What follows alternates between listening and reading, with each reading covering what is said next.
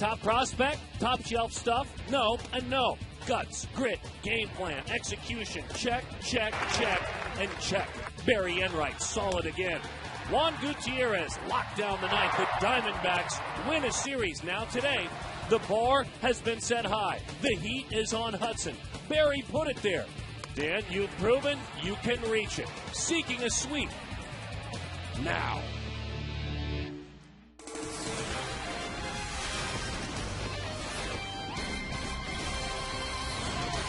It's always a beautiful day in the great state of Arizona, whether you step outside of downtown Phoenix or come on into the heat. Certainly, once you come indoors, it is mild, but it heats up when you talk about putting together a sweep for a club well below 500. You can give yourself a fabulous weekend. All the action going head-to-head with the Colorado Rockies. Plailing spoiler, it's brought to you by our good friends with Sanderson Ford and Lincoln Mercury. Hi there, folks. Welcome back to the ballpark. I'm Darren Sutton. This man is Mark Grace, and we trust that you are having a very, very good weekend. I would imagine Justin Upton is, because what is going on with him, he is starting to piece things back together. And an interesting decision made last night. You see, Ubaldo Jimenez, previous of last night, in his 2 starts against the Diamondbacks, faced right fielder Gerardo Parra. Upton did not play in the starting lineup. Last night, he snapped an 0 for 15 against him. It was a key part of the win. Well, guys like Ubaldo Jimenez, when they're in your division, you're going to have to face them more than once, Darren Sutton. You can't keep ducking them. You can't keep sitting out. When you are a true star player like Justin Upton is and will be for years to come, you're going to have to dig into the box against the best. He did it last night, and he showed why he is truly a future star. It was his home run, a big part of the victory, as we mentioned. And when you speak about Kirk Gibson and his decision to put him in, simply put, this guy works hard. I'm not going to sit him next to me. The guy works hard every day. And as a baseball player, sometimes you get in the groove and sometimes you struggle. But he's never wavered in his determination. So, and then what happens is if you stay determined, you get rewarded sometime down the road if you stay determined. So when you and I got together and we were talking baseball in April, we'll be honest, and you folks be honest as well. Did you know who Barry Enright and Daniel Hudson were? Right now, they're pushing one another day to day, and it's fun to watch. Enright, great last night. Hudson on the mound. He has stepped up just about every time he's taken the baseball. Yeah, and a lot of people nationwide still don't know those names, Hudson and Enright. But we know your names, young men. You guys have showed up here in Arizona, and every time you put on the uniform and you've towed the rubber for the Arizona Diamondbacks, you have shined. You have been terrific. You have been a great reason for these fans to continue to come out and watch you here at Chase Field. I'm looking forward to Daniel Hudson going out there here again this afternoon. We have a little bit more on Barry Enright as we talk baseball on this Sunday afternoon. The Colorado Rockies. Barry was fabulous last night.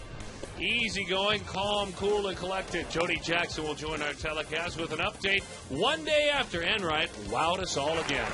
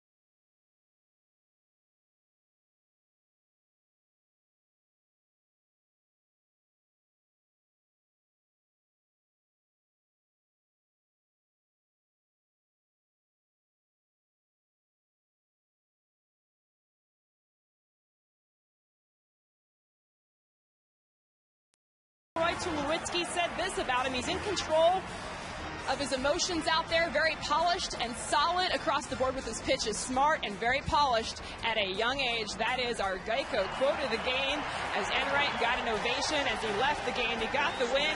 Now, he's got another marquee matchup maybe coming up against Lincecum. His friends always keep him abreast of who he's facing. Interesting enough, I get text messages about 3 or 4 days before I start from all my buddies. And so, oh, you're facing Timmy, you're facing, Strasburg, you're facing Ubaldo. And so, that's pretty much the only time I really try to think about it. I go out there, I know I'm not going to be throwing 100 miles per hour with them, and so I kind of just try, keep with my game plan, me and Miggy, and try to give a team a chance to win. And it is broomstick time for the D-backs today against the Rockies. They'll look for the sweep as another young pitcher with a bright future takes the mound. It will be Daniel Hudson today for the Diamondbacks. D-backs baseball coming up next here on Fox Sports Arizona.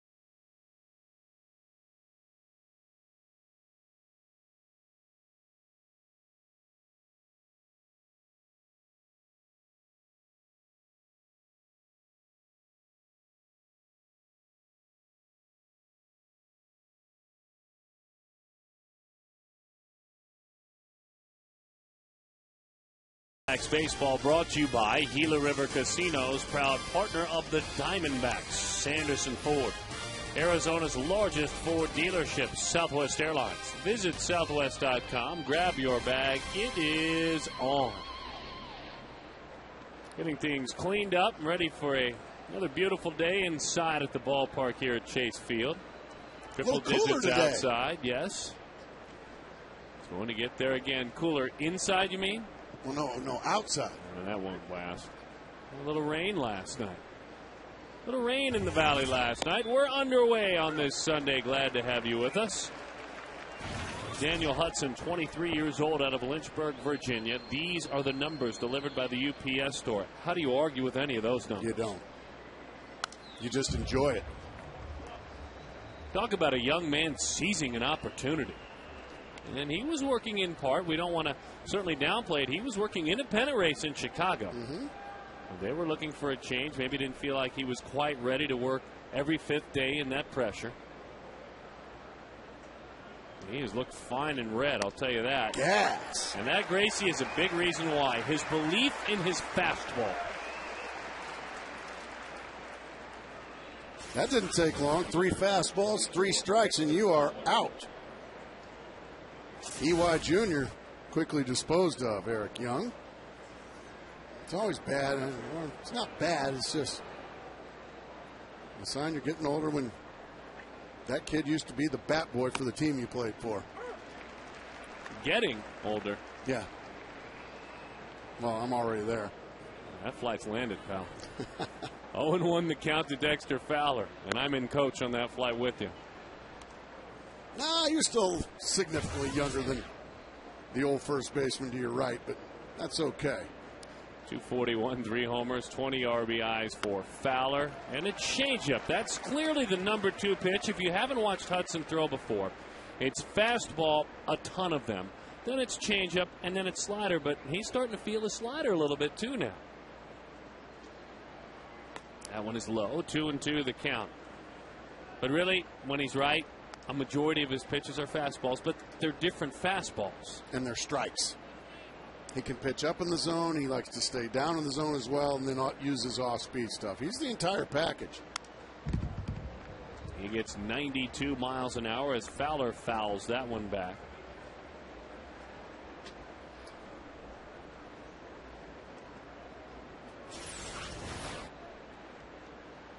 Oh, wow, they had that already cleaned up.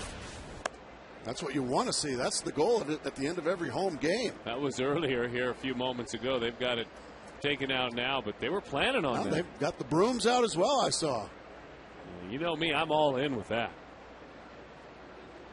Fowler late on the fastball again. 3-2 the count. Let's look through the entire lineup as penciled in by skipper Jim Tracy. His club has really struggled on the road lately. Fowler, Gonzalez, Troy Tulowitzki, Giambi, Smith, Ian Stewart, Miguel Olivo. Oh, dear. Didn't get the call from Alfonso Marquez. So speed aboard and Dexter Fowler. Yeah, speed aboard as 12 stolen bases back that up. He has been caught 6 times. This year, 2 stolen bases against Hudson with 1 thrown out, so he has kept the running game at bay. And now former member of the Arizona Diamondbacks in the minor league system, Carlos Gonzalez digs in. Wouldn't want to confuse him for a former Diamondback. One of the many that went to the Oakland A's in the Dan Herron trade. Well, he has certainly blossomed and then some for these Rockies. Yeah, what a year he is having. 25 homers, 79 batted, and he scored 78 times. So big year for Carlos Gonzalez. You know, if his team was in a pennant chase, you'd have to look at him as a possible MVP candidate. Up into the seats that one goes. Very dangerous too. That's from the left side. Has power really all around. We have seen him homer against these Diamondbacks to every part of the ballpark. And I mean every part. He is a bit prone to the strikeout. He struck out over 100 times this year. This year against Arizona, that's his career. This year alone, 16 of 32 with 5 homers. 1-2 the count. Not a bad pitch with an 0-2 count. See if he will chase up and out of the zone. Hudson last time out struck out 10 against the Cincinnati Reds. Went 7 innings, gave up 3 runs. Bullpen couldn't keep it close. It was a 6-2 loss. Change up off the end of the bat. Committed to it, so it is put away by Chris Young. A great pitch. Defensively, Parra, Young, Upton. Infield, Reynolds, Drew, Johnson, LaRoche. John Hester gets the start today behind home plate, catching Hudson.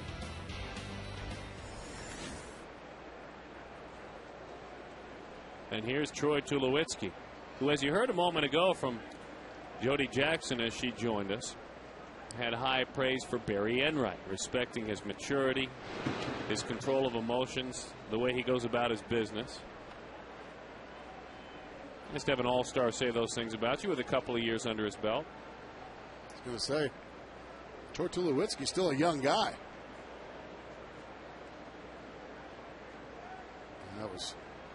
That had to be fun to watch. Unfortunately, I missed that one, but I'm not missing his next one.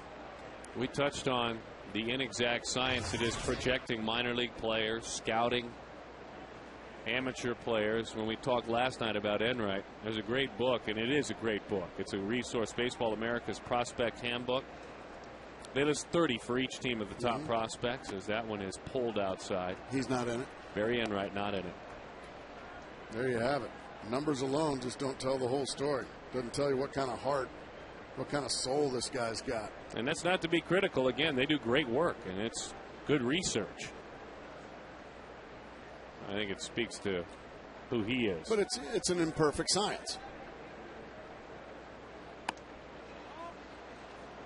I mean, world's full of guys that can say, man, Derek Jeter's good. Oh, man, yeah. Watch out for that Albert Pujols. Those guys are easy. It's the scouts that earn their keep that can come up with a Barry Enright. No, you're exactly right. Surprisingly, though, a couple of walks in this inning in a Diamondbacks uniform. Walks have been very few and far between. And so he faces the salty veteran, Jason Giambi.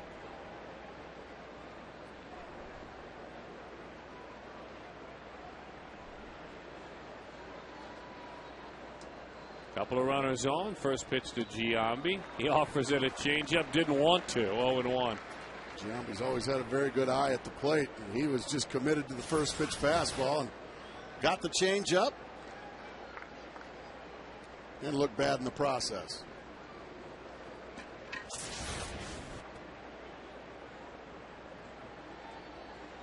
Oh, 1. Fastball is in. One more thought on Enright. He has now gone 10 starts in which he has gone at least 5 innings and given up 3 runs or less. Since 1920, to start a career, only Steve Rogers has matched that. They stand alone. Steve Rogers, a great pitcher for a lot of years for the Montreal Expos. And he began his career in '73, so it's Rogers, it's Enright, since 1920, top of the list to begin their careers. There's some fun names when you look down this list, by the way, of guys that have done it 8 or 9 times. The 1-2. Fastball, that was easy enough. Couple of walks for Hudson. You can tell he's given himself the business about it. To the bottom of the first we go.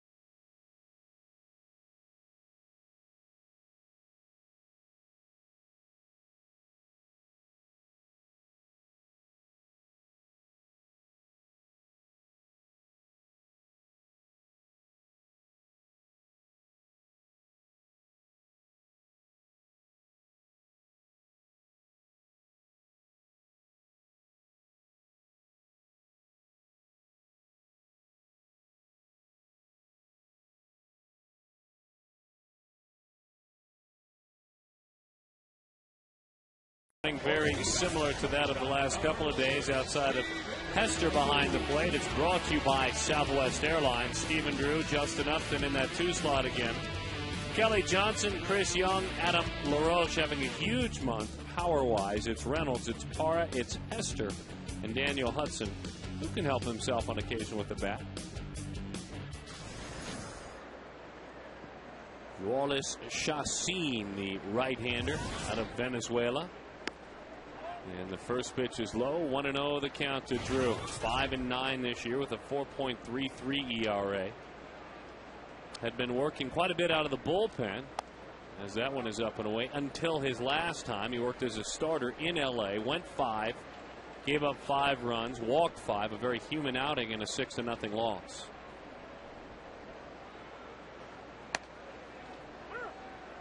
Two and 1 the count to Stephen Drew. Stephen with an 0 for last night.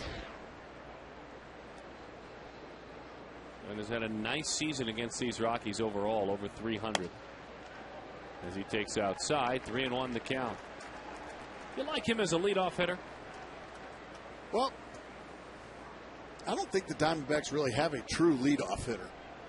So, me personally, I'd love to see Steven either next year or in his entire career. I'd like to see him in the middle of the order somewhere, anywhere from 3 to 6.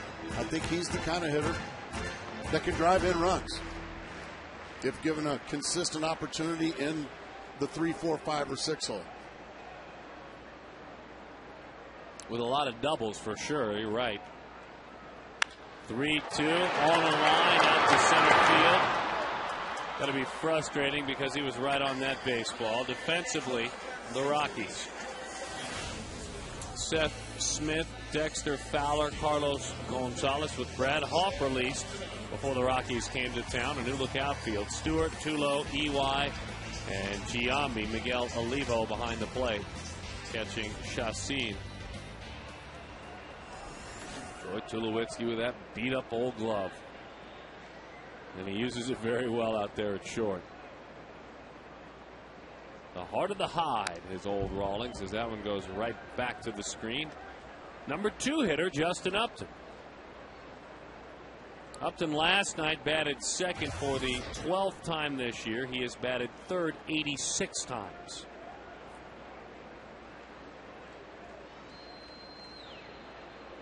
The 0-1.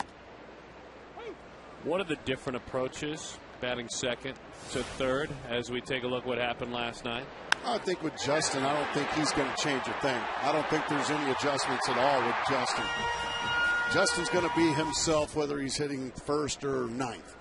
But I think if you talk about a guy that was a very good number 2 hitter, as that one's fouled back, and then went on to be a very productive hitter, like a Jay Bell. Jay Bell was a guy that Jim Leland, when he was with the Pirates, he had Jay bunt a lot. He led the league in sacrifices. He'd bunt him over for Andy Van Slyke, Barry Bonds, and Bobby Bonilla. So, but you're not going to see that from Justin Upton. A lot of times, if you've got a true leadoff man like a guy that, like a Vince Coleman, a Ricky Henderson, somebody like that, a base stealer. Well, your number 2 hitter now should be a guy that is not afraid to get deep in the count, can handle the bat, can hit behind the runner. You could put a hit and run on if need be. A guy that can handle the bat a little bit. Like, let's say, beautiful breaking ball for strike 3. Slow curveball, really backed off, as you mentioned. Like a healthy David Eckstein, or am I? No, I think David for me is, back when he was healthy, yeah, he could lead off, hit second. Maybe I look at him more number 8 guy. Placido Polanco. Sure, well, that's a good one. Is a guy that I think is just a really good number 2 hitter, a guy that doesn't strike out very much, can not afraid to get 2 strikes on him. The 1-0. Kelly Johnson, base hit left field. What a thing of beauty that was. Johnson came in hitting .278 last night, had an offer. And so that has to feel good. Just a solid screamer. Nice job of just taking a tailing fastball and just drilling it the other way. That's a pretty swing there from hard-hitting Kelly Johnson. I haven't had a chance to say that in a couple of days. I didn't last night, so I'm glad to have it back. You didn't? He didn't have any hits. Oh, okay. He's spoiled us this year. What a year he has had. Here's Chris Young. Slow curveball. Boy, that's a good-looking pitch, isn't it? Even though it's slow, Darren, it looks like it's got some nice bite to it.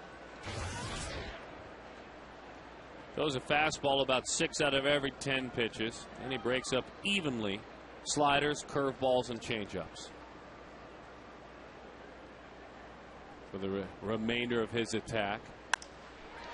After that slow curveball, a well-placed fastball away. So hard hitting won't come around to score this time. We've played one here at Chase. Scoreless ball game.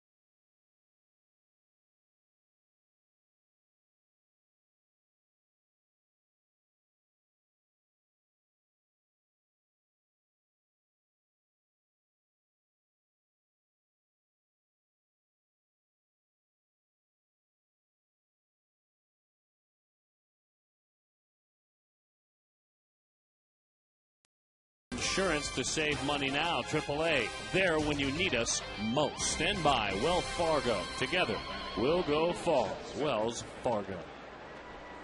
Seth Smith to get things going. It's Smith, Ian Stewart, and Miguel Olivo.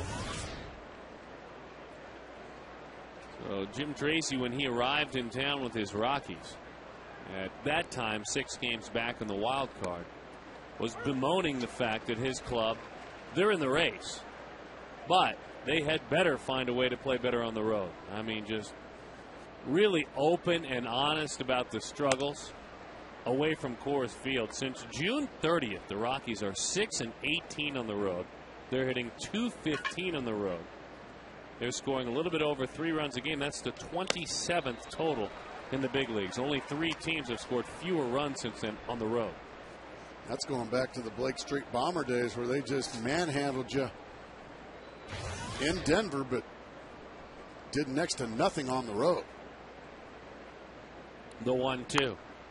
Good looking changeup. It is fouled off. Well, now the Rockies find themselves 7 back in the wild card. You're looking at the wild card right now. You see coming into play today, Philadelphia 1 game up on San Francisco, 2 up on St. Louis, and 7 up on Colorado and LA. Chris Young is there. He puts it away. Seth Smith has an 0 for 1. Our health and wealth raffle, key to the game. Visit healthandwealthraffle.org for more. Gracie, why don't you take this one?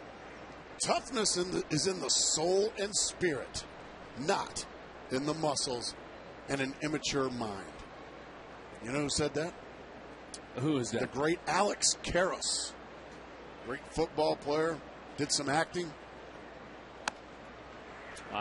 He was also Mongo in Blazing Saddles. Was he now? Punching horses. What does that key to the game mean?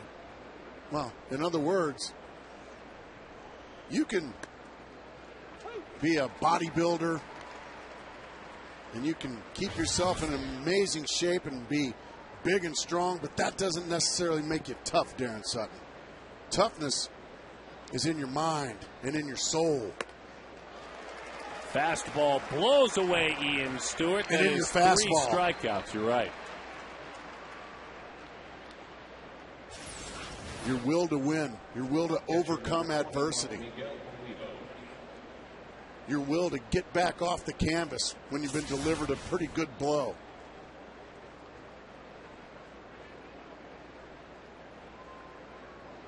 All right. Face fear instead of run from it. Oh, like run from like a crocodile or something. I won't face it.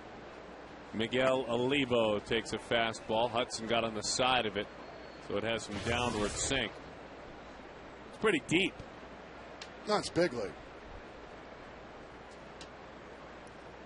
I don't know. You're all in, Darren.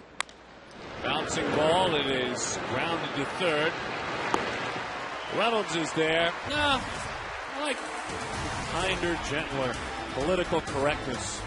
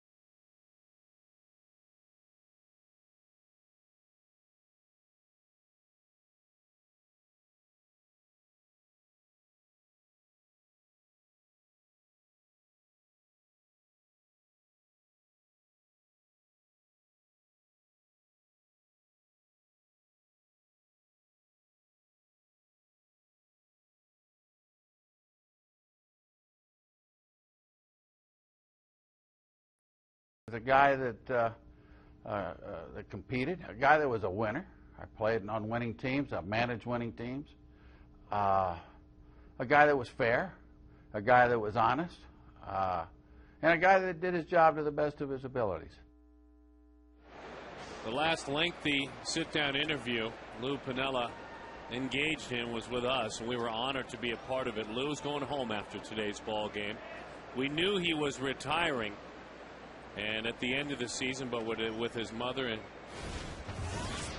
ill health and the need to spend more time with family overall, Piniella has decided that he will head on home after today's ball game. They're losing in that game 9-3 to Atlanta. But it's not really about that with Lou, is it? No. Not today. And the minute he retires after today's ball game, just start counting down the days till for 5 years for his visit to Cooperstown. He'll be enshrined. Rookie of the Year back in, what was it, 1962? No, 69. I'm sorry, 69 Exactly right. Rookie of the Year. Kansas City. Kirk Gibson saying before the game today, well, it sounds like Lou's done. He's heading on home. Good for him in reaching that point and making that decision. And then he paused. Gibson said, looked at all of us. He said, he was great for the game. Hear, hear, Gibby.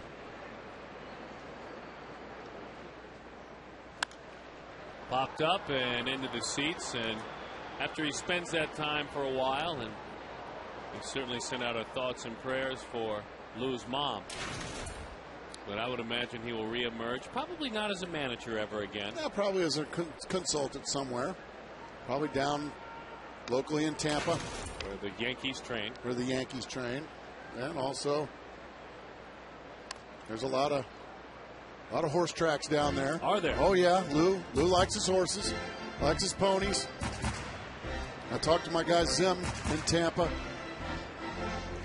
a week or so ago. Don Zimmer? Don Zimmer, yeah. 79-year young Don Zimmer.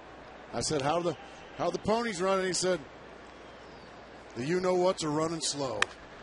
Hot shot. They had a huge shift. He hit it right through it. There were 3 defenders. What a month it has been for Adam LaRoche. You got 3 guys defending the right side of the diamond, and you still get it through him. You hit it really hard. Bang! And you got 3 defenders, and you still hit it through all of them. That is a well-hit baseball, Darren. Adam has 7 home runs this month, as you can see on Foxmo the Dive. 7 homers this month. Only Pujols with 8 has more. A little chopper. Charging is Stewart. They get LaRoche. And a nice play by Ian Stewart. The awareness to get the lead runner. And the closer play, certainly. Every time a Diamondback hits a homer this season, it's a Fulton Homes homer, and we will donate $150 to the Youth Assistance Foundation. Good work, Fulton Homes. Selfishly, if you watched our shows over the last few years, you'll know that we're going to miss Lou Piniella. You have a much richer history with him as a ball player, obviously, but he was very good to us. Very good to us. Well, he spent some time in these booths. He understands. Our booth manager, Scott Snyder, a good friendship with him. Tom Brenneman, who sat in this chair before, worked with him a lot. And it was our joy to talk baseball and a lot of other things. Some on the record, a lot of it off with Lou Piniella. So go be with your family. But he'll be around. He'll be around. I have a feeling either the Yankees or the Tampa Bay Rays.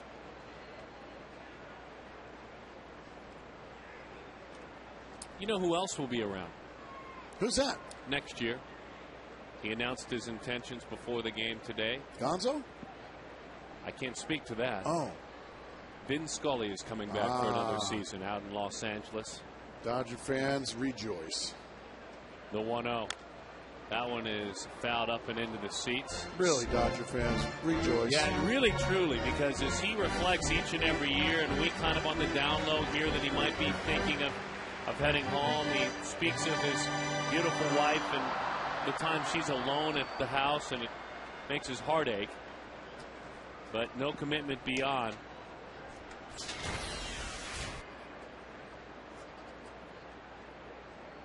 '62nd season. Ara in the right field.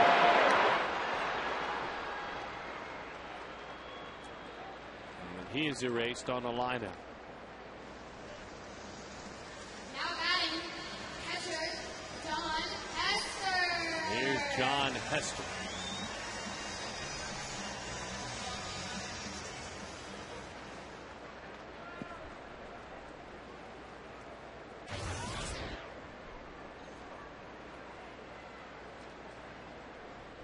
Bottom of the second inning, scoreless ball game. No hits for the Rocks, a couple for the Diamondbacks. And there to get it done is Stewart again. Nice dig by the veteran on the other side, Giambi. I still got it. Maybe as a DH in New York all those years. That's still probably the right choice.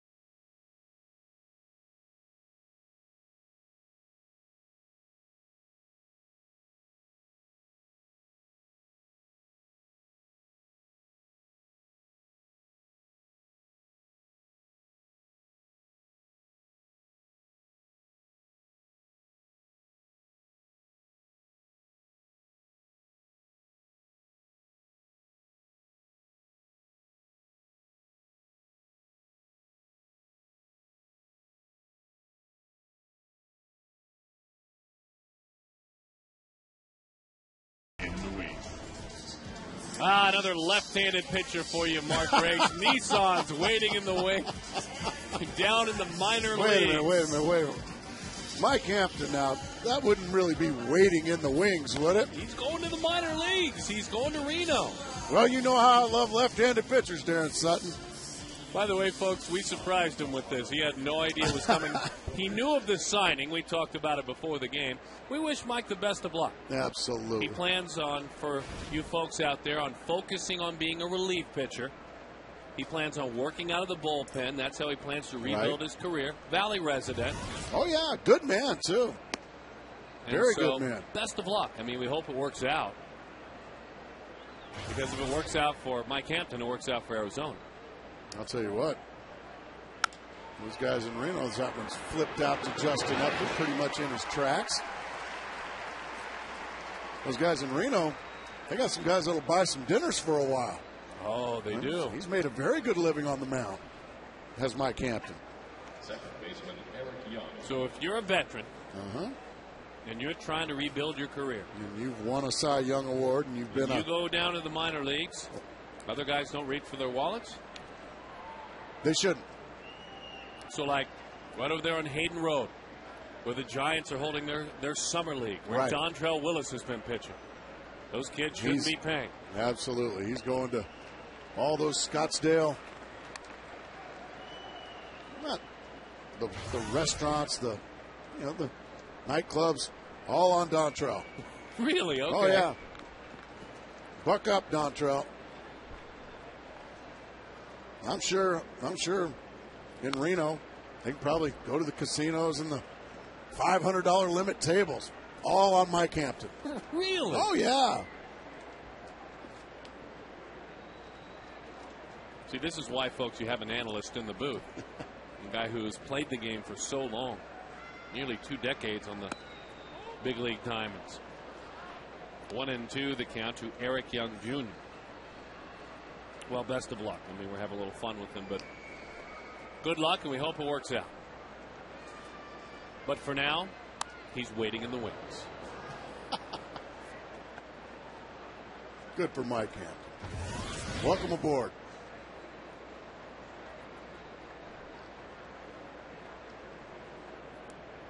Maybe if there is a fit for him and he works it in that bullpen, there's certainly a veteran presence in that bullpen. And we're looking ahead, I would imagine, to next year. 2-2 the count. Young in the minor leagues and about 650 games.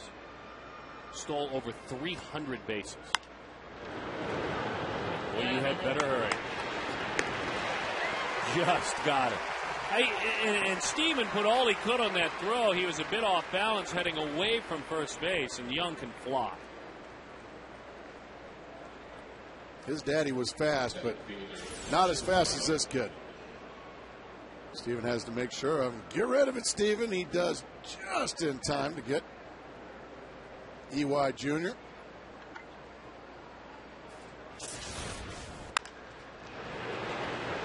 Base hit right field.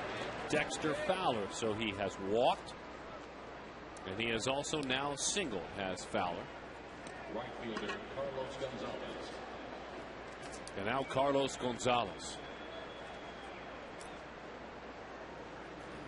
I was going to say exactly what you were about to say about EY Jr. But even more directly, EY, we know you're watching, keeping an eye on your son. You're a good man and a proud dad, and we're a good big leaguer. And one of the best teammates I ever had. But he's much faster than you. But you're not as fast as your son. Now, I will say, though, Senior was a great base stealer. You don't have to be blazing fast, but boy, he had great jumps, and he had the guts of a burglar. He had a few home runs later in his career, too. I had him in Milwaukee for a year. In a 100-loss club, he was always a guy you could go to, always had a smile on his face, talking about that man's dad. And if you're going to go through one of those seasons as a player, forget about the announcers. As a player, you need somebody who can keep things light. Yet bust his fanny when he's out there on the diamond. I was going to say, don't ever mistake that smile for a guy that couldn't wait to compete. And if he didn't like the way things were going, he wasn't afraid to open up a can on you. You saw a Amica Insurance home run zone there.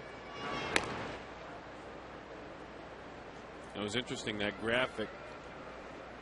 Lefties, they love it down and in for power if they're power hitters, huh? Oh, yeah. And maybe that was backed up there. It was valid. 1-1.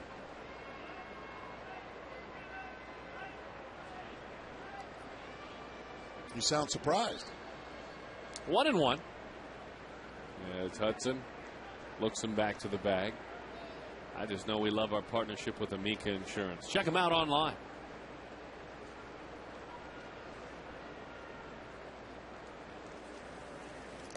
Into the dirt. Hester can't hang on to it. Fowler takes the turn that he should, because if there's any misstep by John Hester with his speed, he could have taken a run at third base.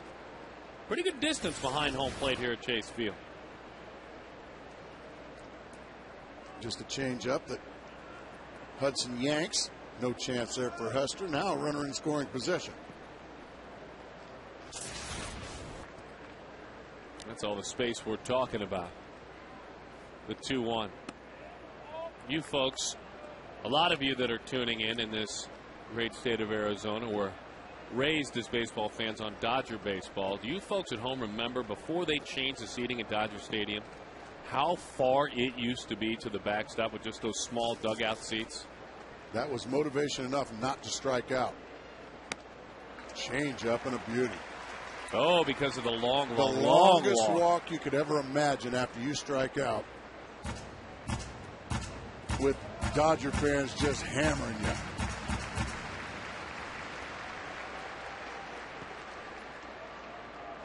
You know, the most foul territory is certainly Oakland, but it's not distance to the backstop, right, or the dugouts. Yeah. Fastball. He blows them away.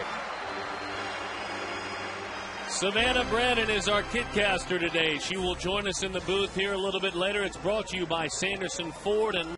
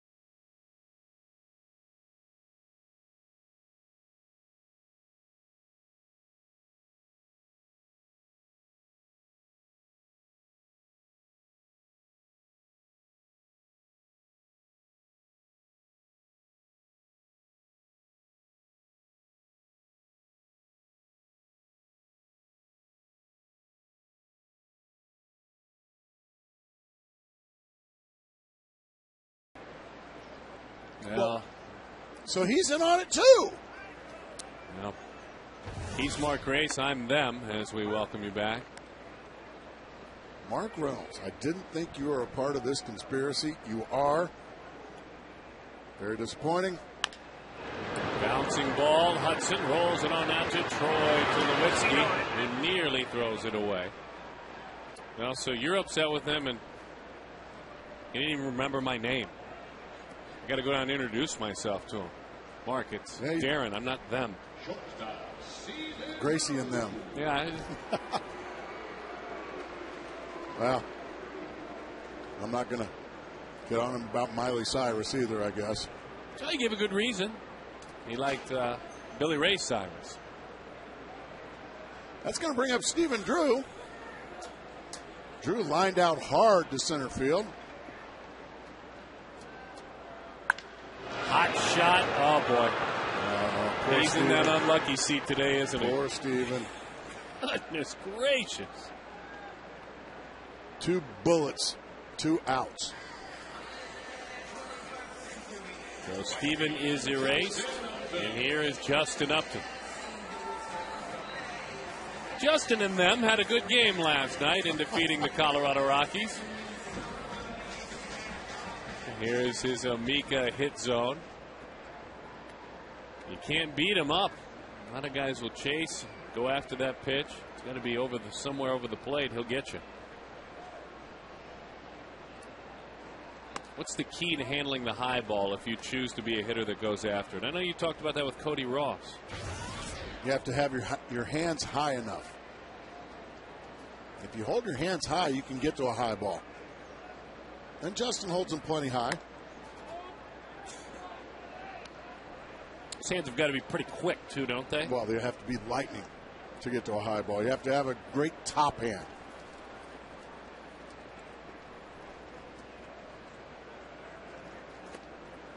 Three and 0 the count to Justin Upton.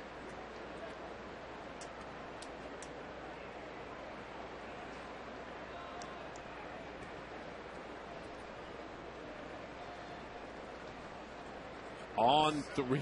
Oh, it's over the outside corner. 3-1 the count. Come on, boys in Chicago. Can't you do any better for Lou Piniella? It's 14-3 now in the 8th inning. Oh, my gosh.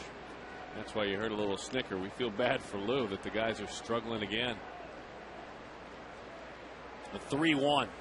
You know, it's been a tough season here in Arizona, but boy, you talk about an underachieving ball club. Let's talk the south side of Chicago.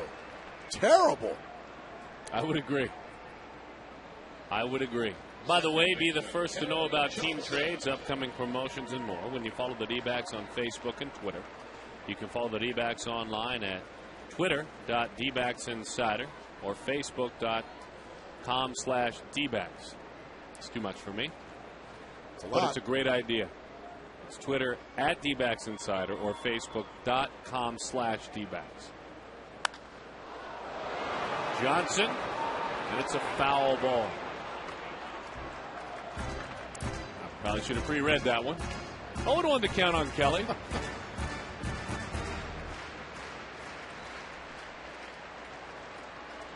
Look at that.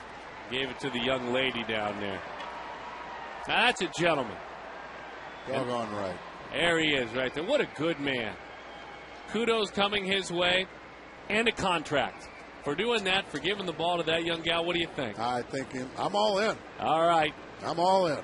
I mean, he took Contract one for the coming. team. Contract, 4 free tickets to the ball game. He gets a discount at the team store. That's better than making a great play. Oh, folks, our guest. The 0-1. Outside, 1-1 the count. If you've missed it, if you bring your glove to the ballpark, you make a good play. Gracie and them are the commissioners if it's a good play. And we'll decide if, in fact, you get a contract. And you may be coming back for free. So bring your glove or be kind like that man. A little chopper. Troy Tulowitzki. And that'll do it. And for my partner, them, I'm Mark Grace. We'll go to break.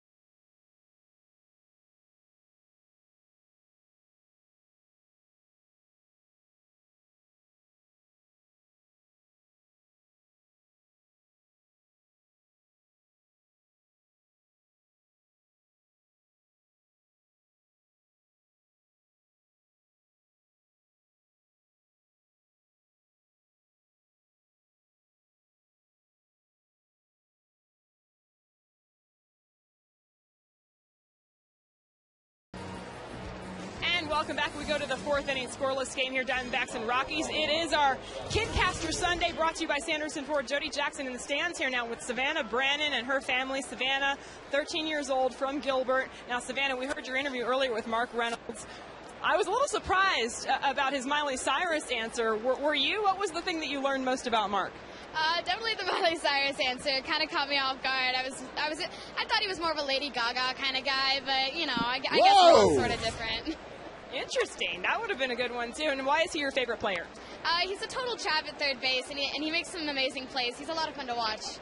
Savannah, I know you love baseball, and you said you love coming here. What do you like most about coming to the games? I love hanging out with my family at the games, and just the energy and all the people. It's just a great place to be in the summer and just throughout the whole year. I love the season. And having this chance to be a journalist today and interviewing Mark, what did you like about it? Maybe a possible career for you? I love talking in front of people, and I love doing stuff like this, so maybe. And then finally, you'll be heading up to the booth to talk to the guys, to Darren and Mark. So what are you looking forward to most about that? Just being around them. They're great. They're great broadcasters as well. They're a lot of fun to listen to. I'm hoping to give them a run for their money. Ooh, going to give you a run for your money. I'm going to send it back up to Mark and them. Gobbled up. And a fine play. A good effort by that chap at third base. Hey, Jody. Yes.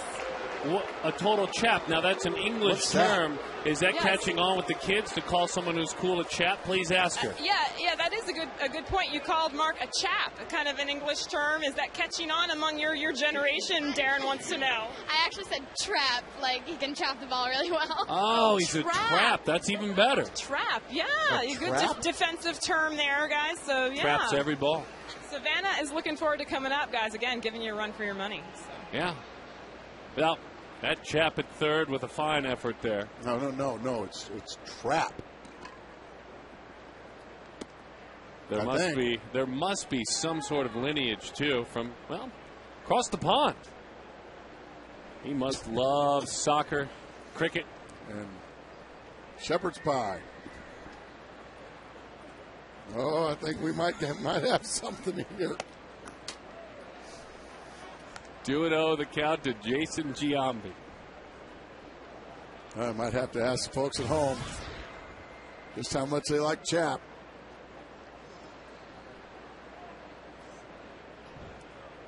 The 2-0. Swings right through it. Do us a favor if you happen to be online somewhere. Visit D-Bac's booth on Twitter. And help us out with the possibility of maybe incorporating chap into the nickname.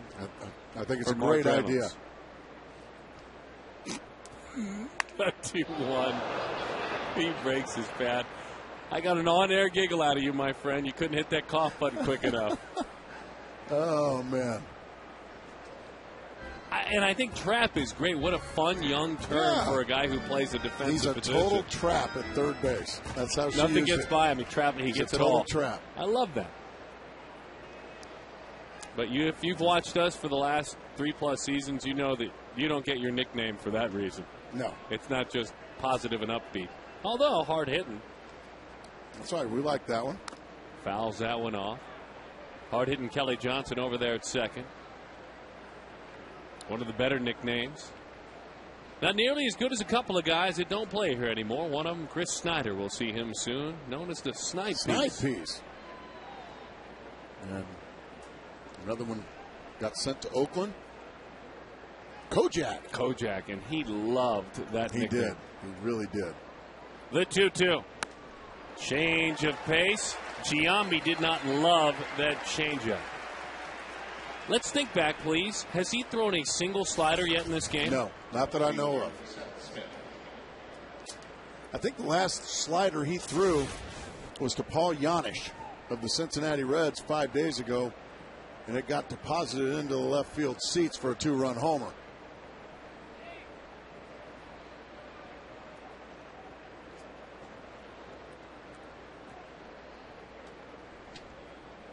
Here is Seth Smith. Swinging right through it. Help us out, too, with your telephone. We have a text poll coming on board. What's a better nickname for Mark Reynolds? Is it the Sheriff or Chap? 36929, A or B? Or even more so, what's a better nickname for my partner, Darren Sutton? D-Sut or them? Up and away, 1-1 the count. We're lucky we cover guys that have a good sense of humor and are good sports. Because otherwise we'd be in a lot of trouble. Ooh. I don't see us changing. 1-1. Oh, we're not changing. Fires it over to keep an eye on Troy Tulowitzki.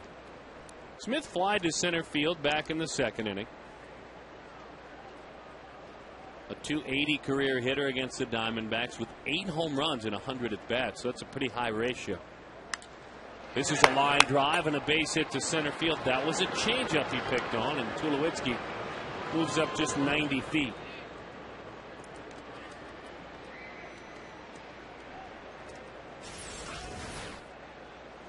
You're right, a changeup. He just does a nice job of ripping it right back up the box.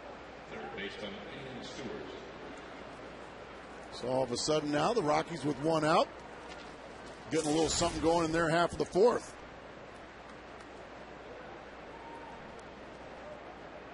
Ian Stewart on this road trip for the Rockies that has taken Colorado to Dodger Stadium here to chase. He is 3 for 14 on that trip. Hitting .290 since the break, though. Good fastball over the inside.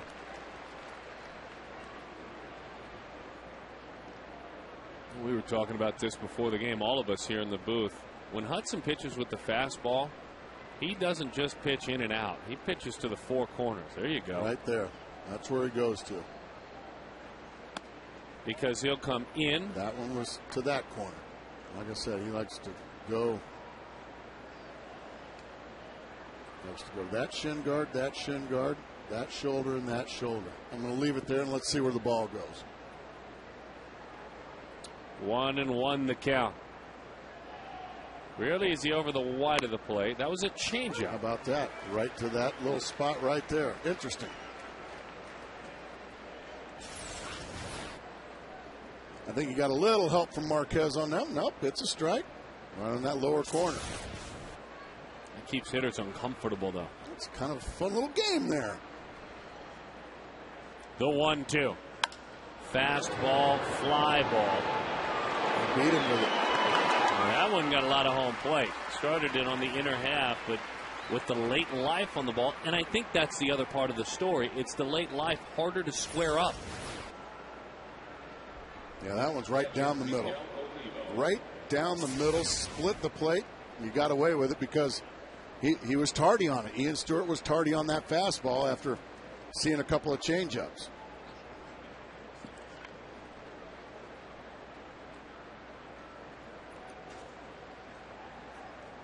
So Stewart flies to left field. Miguel Olivo.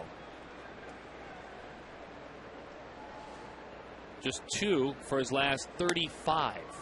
A slider. First one that we've First noticed one of the anyway. afternoon, exactly. Nice little just get me over slider. The 0-1. And he was ready for the fastball. Young is on it. Tulowitzki to the plate. The throw is with the tag in time. Chris Young a couple of hops. Troy Tulowitzki with 2 outs pushing the envelope. And John Hester hung on. An outfield assist for CY.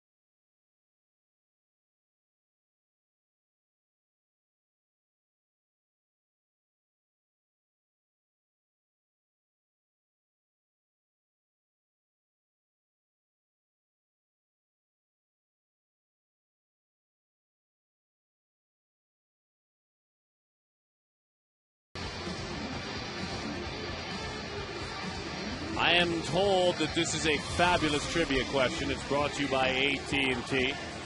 I am the last player to win the Triple Crown. Who am I? Leading off for the D-backs, center fielder, Chris Young.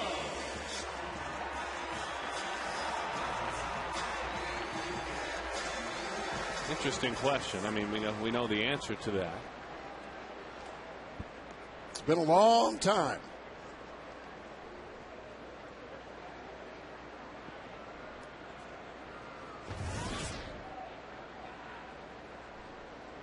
That pitch is low. 1-0 the count to Chris Young. According to our good friends with Stats Inc., that was the 9th assist for Young this year. As that breaking ball is in there for a strike. It's the highest total amongst Major League center fielders.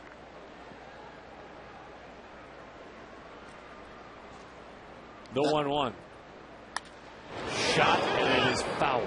That can be a bit of a misleading statistic, though. Second base. Or a ball in the gap, you hit the cutoff man throws it to the plate. You get an assist for that as an outfielder. All right. Still, that's an okay thing to do. Oh, without a doubt. The thing that Young did there as he goes down, and he is tagged out there, that for me anyway, and we talked about it when we went to commercial break, he knows his arm is about an average arm. You know, he doesn't have a very strong arm, so he didn't try to do too much. Well, and the other thing, when you have the reputation of a below average arm as far as strength, people are going to try you. So you're going to, you'll get plenty of opportunities. You can see he's got the ball until Tulowitzki's 4 steps away from second base. Our Chaz Roberts air conditioning cool play. That was a great shot there. Whereas if you've got an arm like a Andre Dawson had or a Mark Whitten had, trust me, that third base coach is going to have the stop sign up. Andre Dawson. But again, Young, instead of trying to get a lot of air under the ball and elevate and be a hero, he knows who he is. He knows his strengths and weaknesses. And he's got some good hard turf out there in front of him, and he used it.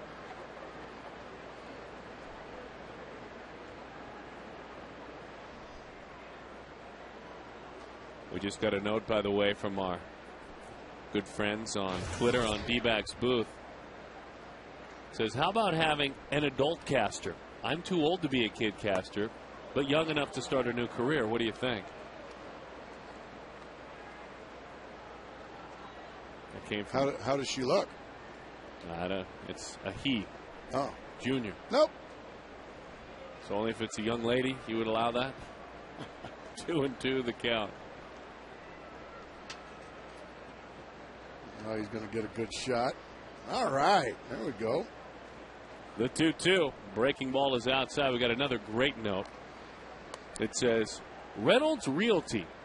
Let this chap help you find a home. That's great. Has he heard about the real estate out here in Arizona lately? I don't think so. I'm sure he has. That one is belted into left center field. Toward the gap it goes with the dive. What a play by Fowler. Let's hope he's all right. Looks like he fell right on his elbow and he may have hurt his ribs. A long run for Jim Tracy and his training staff. Dexter Fowler in what looks to be agonizing pain. Watch the left elbow. He makes a fabulous catch first and foremost. And then it looks like he fell right on his elbow. And almost elbowed himself, too.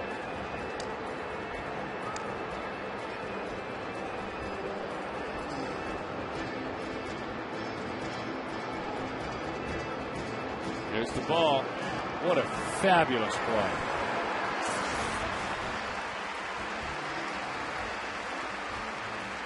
He could have bruised a rib or an oblique or something. Well, what a great catch. Golly. I didn't think he had a chance to get there. That is 3 really hard-hit balls off the bats of the Diamondbacks. 2 of them by Stephen Drew, now 1 by Adam LaRoche. Let's listen as this play goes down.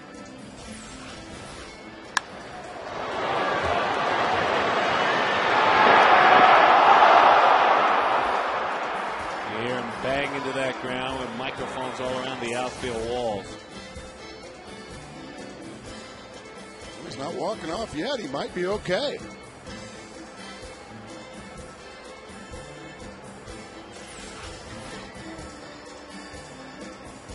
The eyes never leave the baseball. Just a fabulous catch.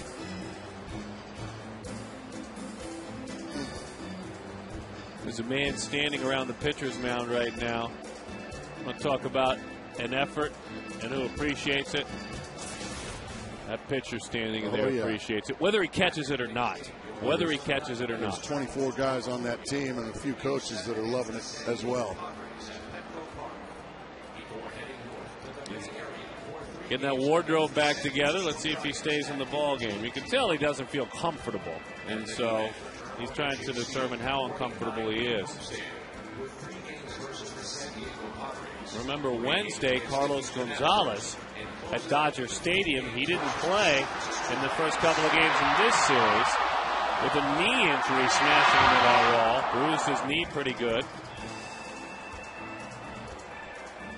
Both held on to the baseball both times. Some gutsy outfielders. Carlos Gonzalez saying, well, he's going to stay in the ball game. Wow. Good.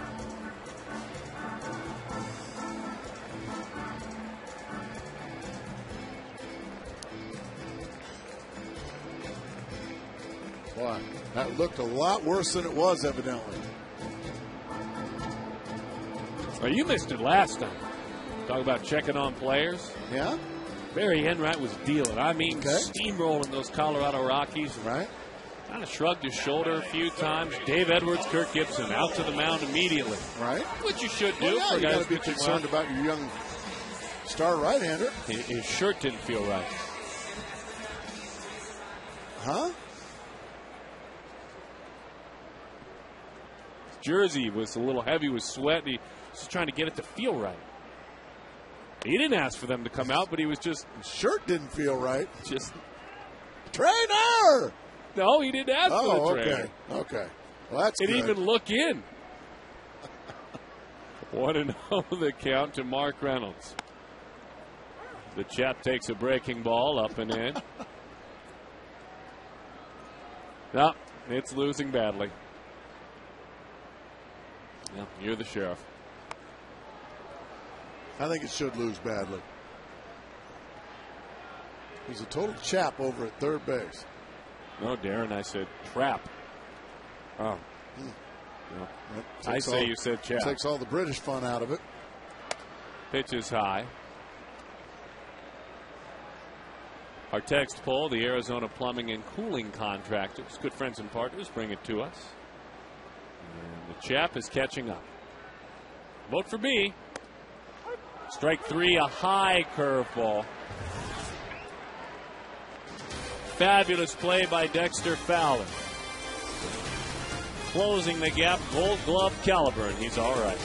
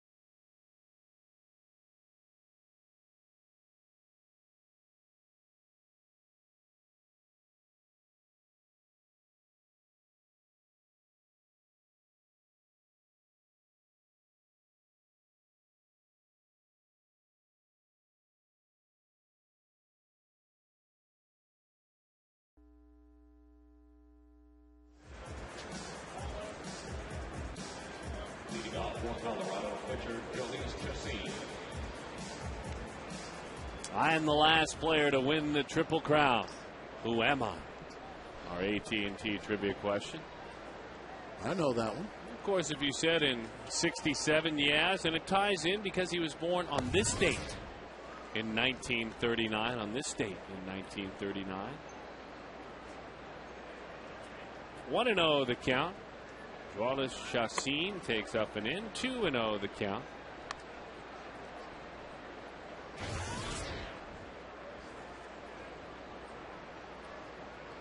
Gregson Frampton, our fine producer in the truck, coming up with that question. 3-0 the count. In danger of a leadoff walk to the opposing pitcher. That would be below average. He'll take 2 or 3 pitches, as 3-1 is the count. Scoreless ball game, top of the 5th inning. Hudson right there again. Right down Broadway that time. Now that'll put Chacin in swing mode on anything close. Fly ball sends Justin back, playing him like a pitcher, which is in. Quest high-speed internet, high-speed pitch. 93 for Chacin, 94 for Hudson. And a nice job of coming back from 3-0 right there to get that leadoff out, that much-needed leadoff out. And he did what you do with the pitcher hitting down 3-0. Here's 3. Here See it if is. you want to go after any of them. With very little fanfare and with a crushing loss with regard to on the scoreboard, the managerial career of Lou Piniella has come to an end. As that one is high and away. Didn't send him off into the sunset like a proud team should. 16-5 loss. He tipped his cap to Bobby Cox to the Atlanta Braves, waved goodbye. One player stopped him to embrace him before he headed down the stairs, and like that, he was gone. We wish you well, Lou. And we hope your mom more than anything. That's the most important thing. We'll miss you. She's okay. Baseball was and is a better game because of him.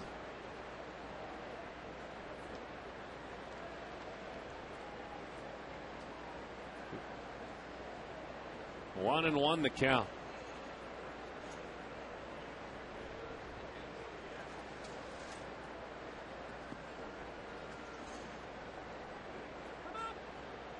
And time is called. I was thinking maybe you should go out and get the heave-ho one last time. Go out in style. How about that, too, by the way? The career comes to an end, and it's, as you mentioned, been a very disappointing year for the Cubs. But 2 retiring managers, 2 legendary managers, Bobby Cox and Lou Piniella today. The 1-2. Gas. There's that high fastball again. It's tantalizing. That's twice he's gotten Eric Young with the high fastball. When you've got a swing and miss fastball, and that's what Hudson has. He's got a swing and miss fastball. We saw it with Max Scherzer the last year. He has a swing and miss fastball, but now we're seeing a lot more with Daniel Hudson. That's a start. If you've got a swing and miss fastball, you're ahead of the game. In a roundabout way, they were almost traded for one another. That's if exactly you want right. to give a couple of degrees of separation. With Edwin Jackson coming back from Detroit. And then Edwin going to Chicago. And Dexter Fowler just took a mighty rip, so his ribs or his side feeling much better. Plenty strong, too. Change up. They say he went around. Bob Davidson out there. 1-2 the count, 2 outs. Fastball, good pitch. Well, think about the pitch that he struck out Young with, folks, up and away. Think about that pitch to Fowler. That's the top end of that square that Gracie was drawing. Up and in. The 2-2. And then a changeup after a fabulous pitch in. Well, this young man's just putting on a clinic. Both pitchers putting on a clinic. Savannah Brandon, our kidcaster, will join us right after this.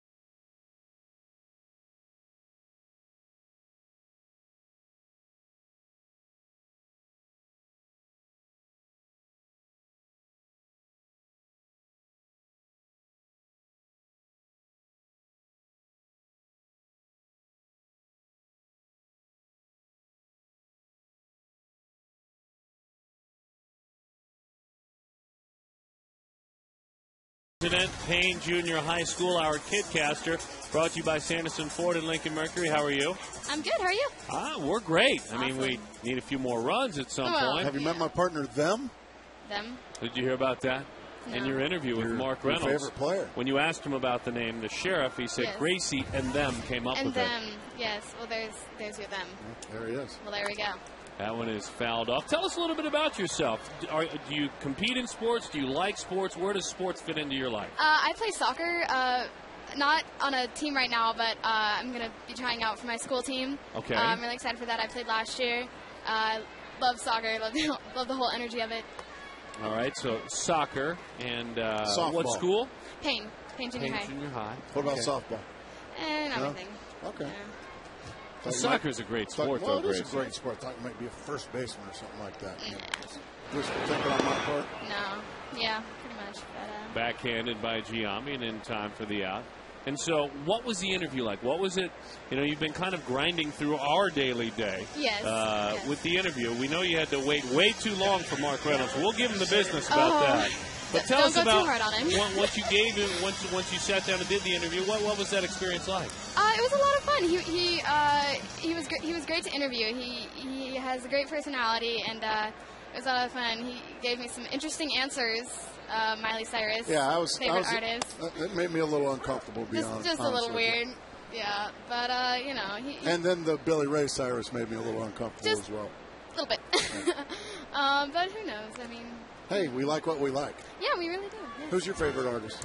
I don't really have anyone specific, but I like Lady Gaga a lot. Oh, really? She's got some cool energy in her music. I think I would have been more troubled if Mark said that, quite honestly. Yeah, true. I thought that's what he was going to say. I mean, Did you really? Genuinely, I thought he was a Gaga fan, but you know. John Hester takes it. So, how about those D-backs? No, are you liking the way things are going with Kirk Gibson? Are you feeling you've Yes. talked about energy a lot in this Yeah. interview already? Are you liking the Gibson energy? Yes, I am. We've been doing a lot better lately. Gladly, I mean, not the best season, but the past few games have been pretty good. Hester goes down on strike. So the other thing I know is our time, I don't want it to run out too quickly, is that you have a second favorite team outside of the Diamondbacks. It is? The Cardinals. See, I knew he'd be excited about that. I mean, he just loves the Cardinals. That's my girl. Loves the I'm coming of age with the Cardinals, but Oh, okay. not really. All right. Well, you know, we'll convert you eventually. And your favorite subject? It used to be language arts, but with my language arts teacher, I really hope he's not watching right now. But he's turned me off of it. Oh, boy. Oh, that's the way to endear yourself. he makes me feel like a terrible writer, but No, he's trying to help you. yeah, he really is. He's a good teacher, but yeah, I really like science a lot. Good for you. It's fun. So what do you what want to part be? of science? Like biology? Do you like? Yeah, I like biology. Chemistry. Yeah, we're working on genetics right now, so it's kind of fun to learn stuff like that. It's interesting. Breaking ball at strike 3. Savannah, you have been our sideline reporter. You've sat here in the broadcast booth. You've been in the truck. You're a kidcaster. Welcome aboard.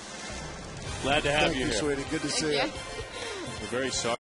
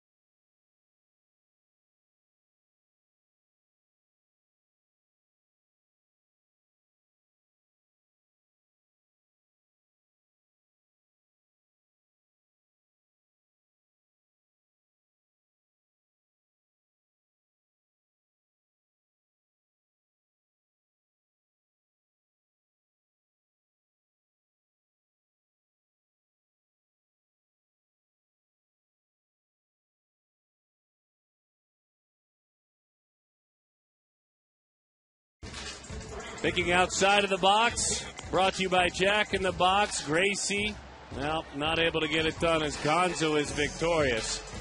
But the payoff, as Helton watches Gracie lose again, is the sign. He's waving hi to Gracie because while Todd watched the race and Gracie's character lost again.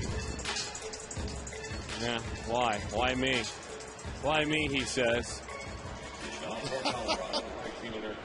Oh, man.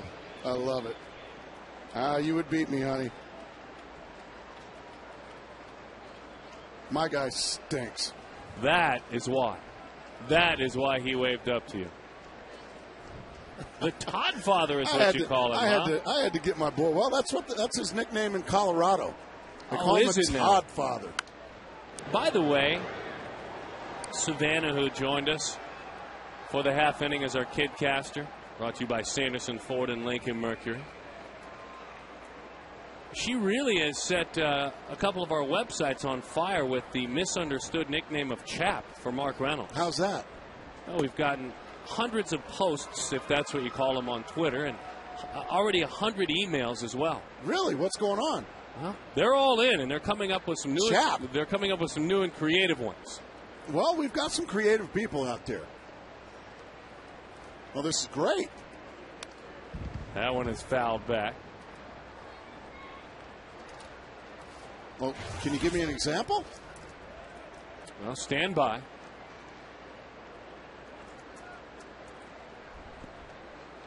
We are efforting, as we like to say in the business. We like to keep our business terms to a minimum. As that one is lifted to left field.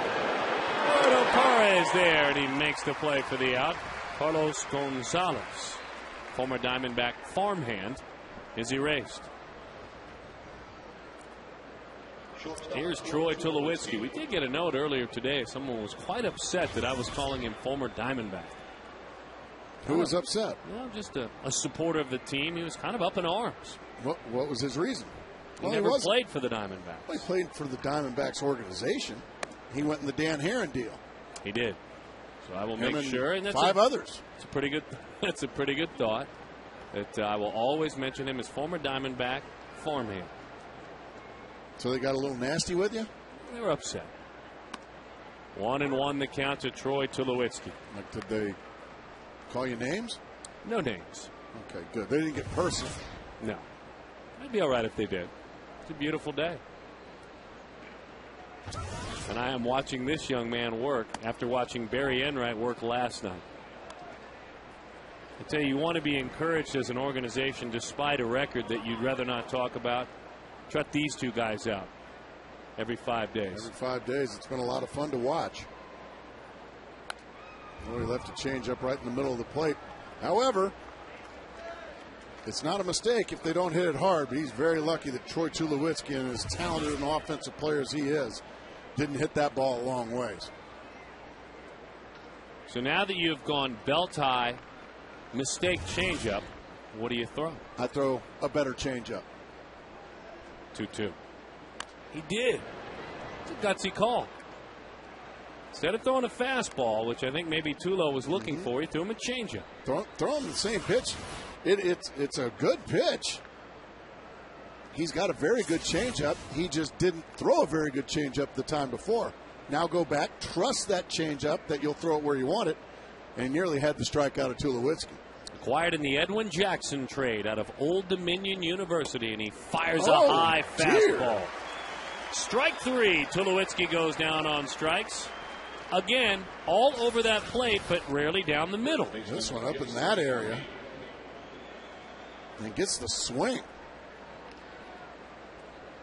That's a great shot right there. Those two changeups made that fastball look tantalizing. He's getting the high swings on it. He's kind of feeling it out there now. He's feeling good about things. You can see in Daniel Hudson's body language, just over the years of watching pitchers' body language, he's feeling good about himself out there right now. 2-0 the count. Until he just went 2-0. Well, he rewarded his defense. He gave up what could have been an RBI single if things didn't go well. Chris Young throwing out a runner at the plate, and he has since faced a minimum. In other words, saying, I should be down 1-0. I'm even dialing it up even more, and I think that's a great response. You saved me a run. Now I'm going to dial my stuff up. Back-to-back change-ups. That one was left up as well. But I think because he's got such a good fastball today, Darren, even when you make a mistake with something else, they're just not quite on it. I think he's got him set up for an inside fastball. Let's see what he goes with. The 2-2. With an outside fastball instead. Played youth baseball with Justin Upton. Was coached by his dad, Sam, and Justin's dad, Manny, on the travel teams when they played together in Virginia. Went to Princess Anne High School with Mark Reynolds' brother. So the tie-in was there upon his acquisition from the White Sox. But you really don't fit in by who you played with as a kid. You fit in by making big contributions to your new team, and he's doing it.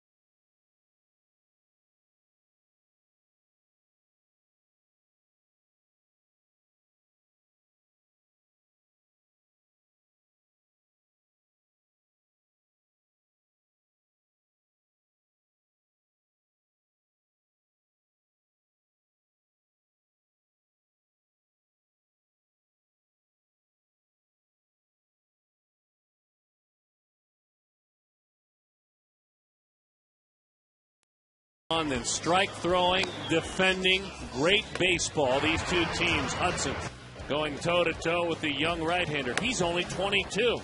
Hudson 23. Joalis Chassin. Defense certainly a part of the day. And a part of the day, no doubt. And a couple of center fielders stepping up. A couple of hops. Too low. You're done. Dexter Fowler with a diving play. Adam LaRoche, you're done. And good job, quick, brisk, well-pitched game to this point. We'll see where it goes from here on out, though, because it's a scoreless ball game. Good old-fashioned pitcher's duel. Had one of those last night. Let's just do it again here this afternoon. I like it. Stephen Drew, not again. Not again. Again. That's the third time today Stephen has had a base hit taken away. Or hit a ball hard that you wished was 5 feet over. And a great play at second base by EY Jr. Looks like there's a lot of room to hit it up the middle. EY makes a nice play, a jump throw, and a nice pick on the other end by Giambi.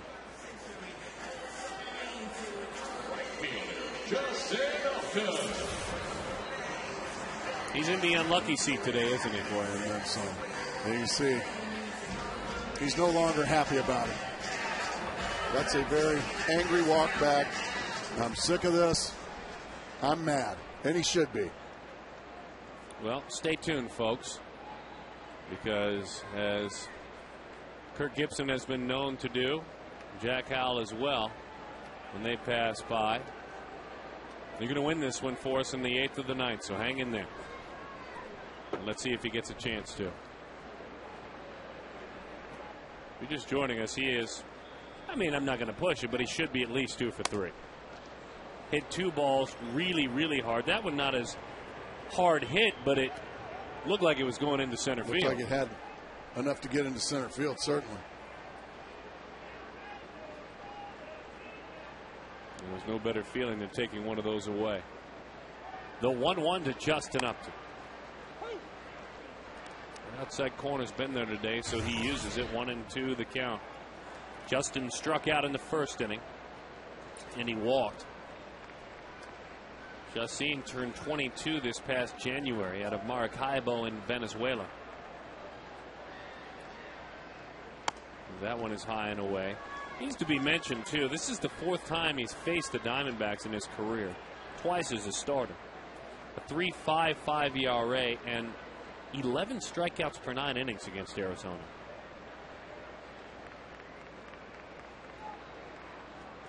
Oh, dear. There's that curveball. Boy, has that been a money pitch today. Want to remind everyone about our partnership with Gila River Casinos, proud sponsors of the Arizona Diamondbacks, and they bring to the ballpark Kachinko, the interactive kiosk near section 111 at Chase Field. It's a great game. It'll be a good spot to check out the ball game when Gracie and I head out and call a game from out there. The kiosk here coming up soon. As Kelly takes a strike over the outside, 0-1 the count. Kelly singled back in the first inning, grounded to short. He is 1 for 2. Oh, boy, he is throwing a great curveball today. You saw Justin Upton strike out on that good curveball. Now Kelly Johnson from the left side right over the top of it. And it's a terrible idea to do a game out from the Kachinko area. I think that went over for a while. 1-2.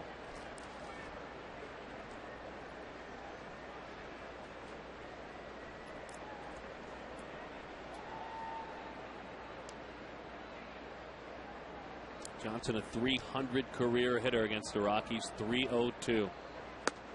Curveball again. Gracious. And that pitch doesn't discriminate. You're left-handed, you're right-handed. When it drops on a clock from 12 o'clock to 6 o'clock, and it's commanded like this, you're in big trouble.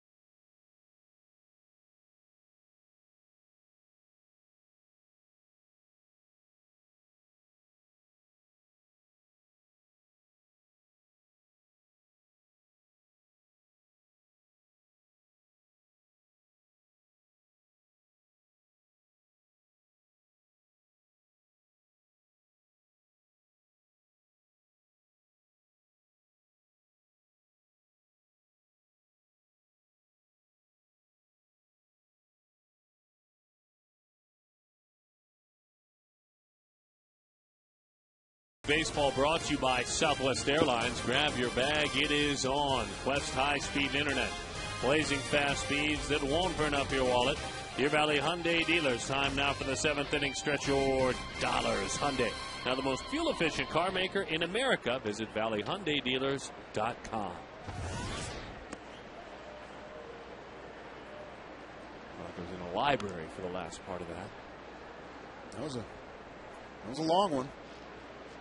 1-0 the count to Seth Smith, who singled and flied out. That was pitch number 100 right there on the afternoon from Dan Hudson, and it was a beauty on the outside corner. So I would imagine now Kurt Gibson and Mel Stottlemyre probably keeping an eye on him, because that one's thrown right by him again. With Joe Garagiola in the booth yesterday, the number 100 came up in discussion with regard to pitch count. Right.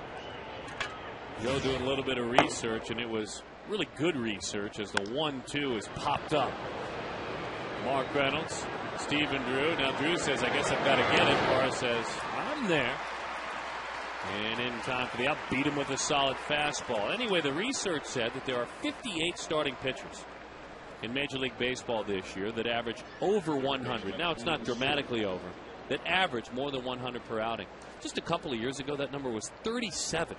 It's increased by 21 pitchers. Good. Well, there's been better pitching this year.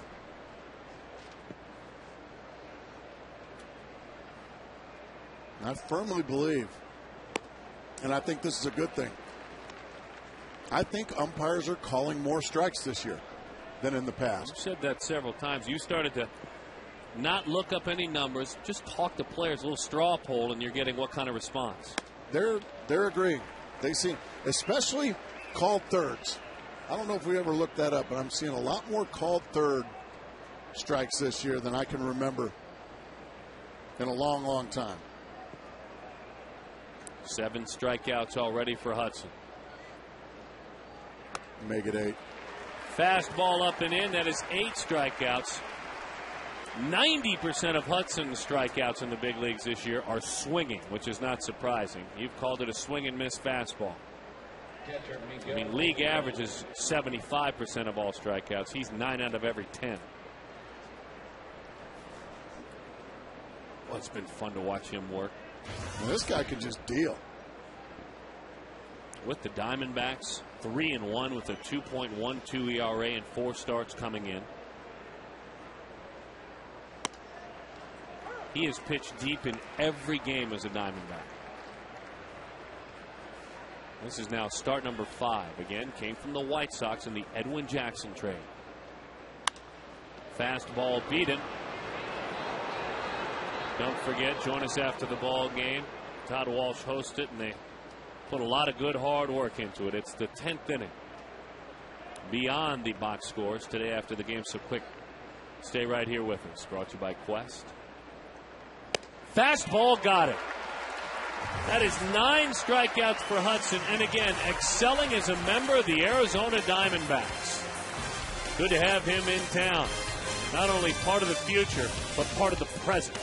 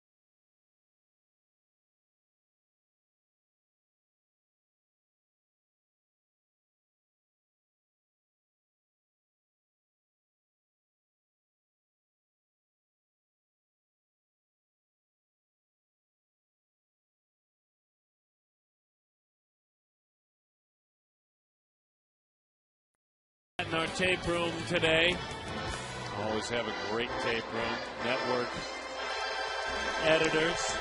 There's actually no tape back there anymore. It's all digital now. Incredible. Anyway, we take a look at our State Farm out-of-town scoreboard. San Diego, too much for Milwaukee. Always a good day when the Brew Crew comes up short. St. Louis 9, San Francisco nothing. Garcia, well, saying, don't keep me out of that Cy Young talk. We were having that yesterday. Jaime Garcia. Huh? Wanted to have his name thrown in. Take a look at the numbers, my friend. Take a look at the numbers. Look, he's still on the outside looking in, but an effort like that puts him closer. He's the third best starter on his team. And Joey Votto. 29th home run this season. Well, this is where you're going to go Russell Martin on me, aren't you? Oh, no. I think we've decided who it is. It's Roy Halladay. Breaking I'm not ball, going to give strike up on one. Adam Wainwright yet. Don't give up Nor on Chris him. Carpenter. Don't give up on him. Don't give up on Latos. He certainly has to be in the discussion. He's got to be in there. And a guy named Ubaldo Jimenez. That's exactly right. Tim Hudson. It's another one. We looked down the list, all of us, yesterday. It's been fabulous It's this year. 6 deep, a strong 6, and that's leaving out a few. So it is yet to be decided. Scoreless ball game. Popped up, had him out in front of that curveball. It's a foul ball. You saw the numbers for Daniel Hudson. A great day. Taco Bell reminds you anytime the D-back scores 6 or more, Taco Bell gives away 3 free tacos with the purchase of a large drink between 4 and 6 the next day. Think they're going to get it today? No. They better go. I'll take a win. And folks, well, they can pay for their tacos. The 1-2. That pitch is high. We got a great email recently talking about how much the tacos and the free ones have saved the folks in Arizona during these hard times. As that curveball is high.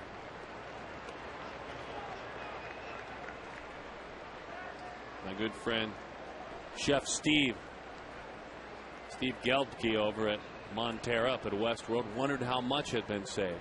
He's a big fan. It's a lot, Steve. That help? Popped up to the right side. Is he back there making the tacos? No, he's at a different facility, a great facility up there. Cooked some good grub.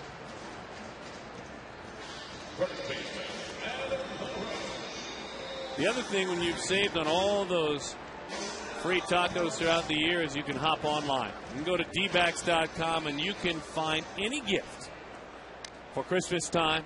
For those that are important in your life, visit dbacks.com. T-shirts, hats, jerseys, personalize them. Who's your favorite player? Is it now Hudson? Well, I got to make up that jersey. I haven't gotten them all into the team shop on time, but I love him.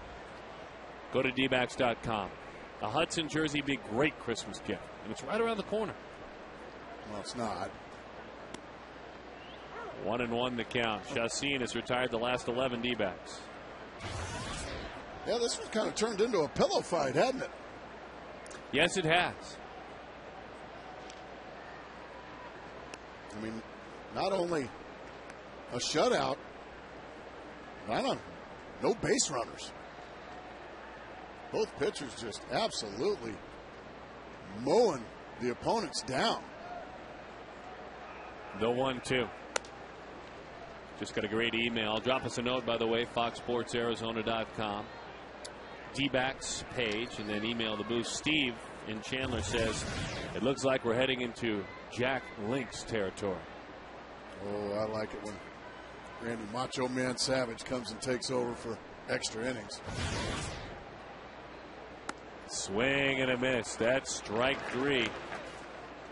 I'll tell you what, the curveball, the slider, both have been devastating because he has kept all of them at the ankles. All of them. This is a slider. And a darn good one, as they say down south. Wow. No chance there for LaRoche.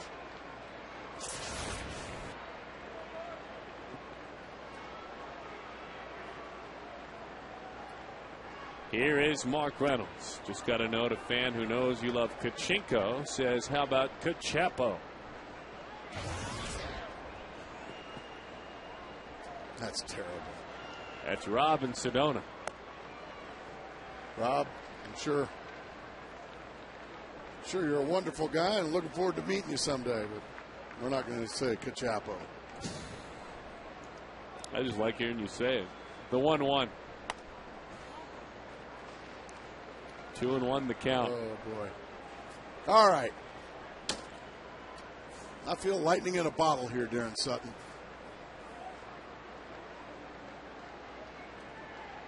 Ooh, boy, did he get a hanger.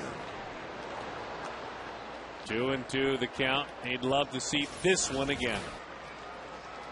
Well, that is just right there to smash. And unfortunately, Mark Reynolds didn't smash. He fouled it straight back.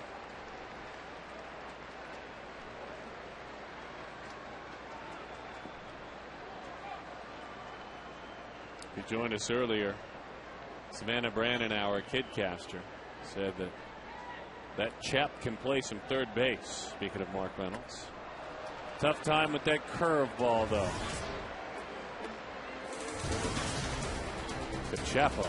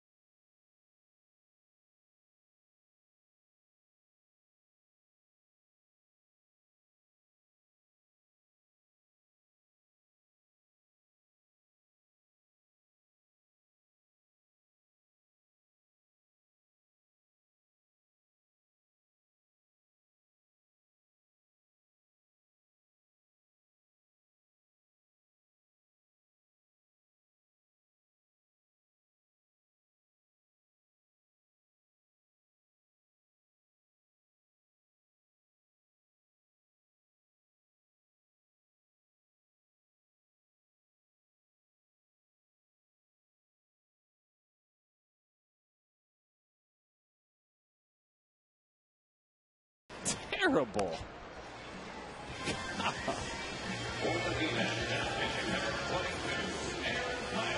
Very much a pitching duel here in Arizona. Scoreless top of the 8th. Jody Jackson with you. And our good sport of the week, as we like to recognize the good in sports. And it's Sun Center Channing Frye hosting a Kick for Kids kickball tournament in Portland. And just to explain, Channing Frye, of course, a product of Arizona, St. Mary's High and University of Arizona. But he played in Portland for 2 years. His wife is from Portland. So doing good things up there with the Channing Frye Foundation. It started yesterday. And the tournament raising money for kids. And guys, just want to pass out on a note about Justin Upton. We've talked a lot the past couple games about shortening the swing, and that is something that has been a key for him. But also want to mention, and Justin talked about being in the number 2 spot.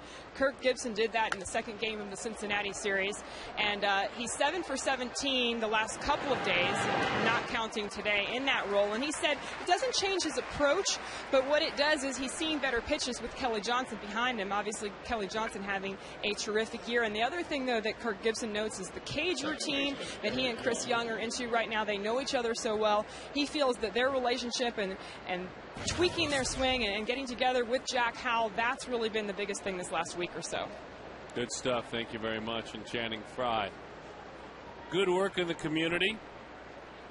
As Aaron Heilman takes over again, Hudson, 7 innings, 4 hits, no runs, 2 walks, 9 strikeouts. These last 2 days, the Enright-Hudson duo have put together 13 in the third innings and given up 1 run. It's exciting to think about, isn't it? I mean, it is great. Pitches in, 2-0 the count. Makes you excited for the future. Hudson came from the White Sox. Enright came from Double-A. He was an original Diamondback, a draft pick. And I no longer call Enright a Diamondback farmhand. I call him a Diamondback. Well, see that you do. You might get yelled at. 2-1 the count. Hot shot, look out. Aaron Heilman faces Eric Young, and Young with great speed in a 0-0 ball game. That single is huge. So keep an eye out. Center fielder Dexter Fowler.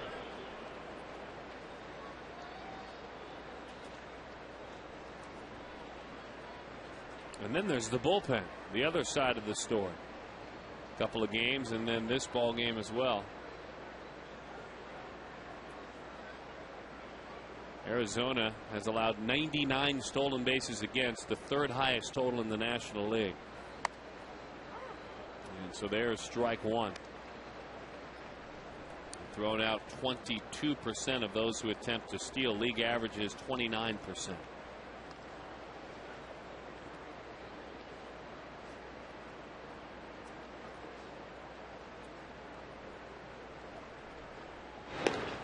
And that's how you can help if you're the pitcher. Fowler made a fine defensive play earlier in the ball game, taking extra bases away from Adam LaRoche. Dexter, the Georgia native, has Reynolds in at third on the cut of the grass. And in the outfield, they play him a step or two the other way. Here's the defensive play he made back in the fourth inning.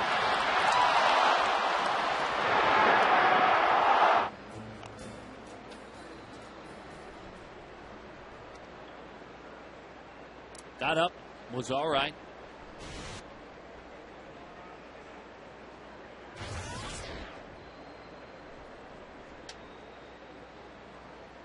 Runner goes. Throw down from Hester. Not in time. Oh, he had a great jump. No chance for Hester.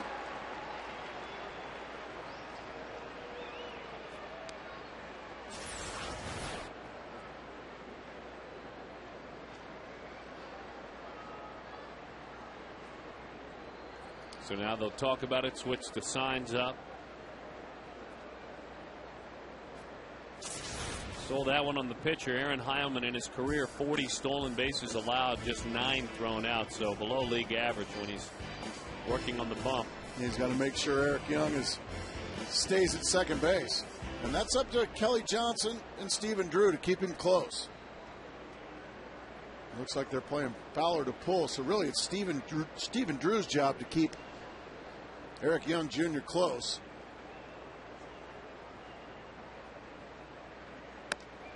Good pitch there. The changeup catches the outside corner. Diamondback starters in the last 7 games in which they have thrown 7 or more innings and allowed 3 runs or less. We call them our quality starts. They started to win those games more.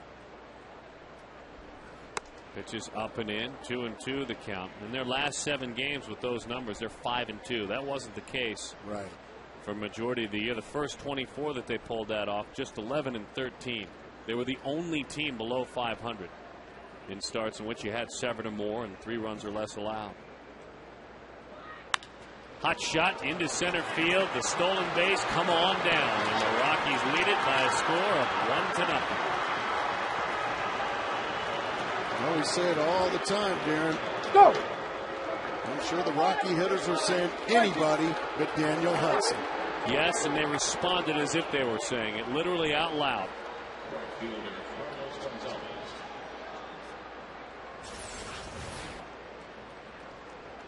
Change up, gets by the glove of Heilman, and once it gets past Heilman, Eric Young's going to score easily.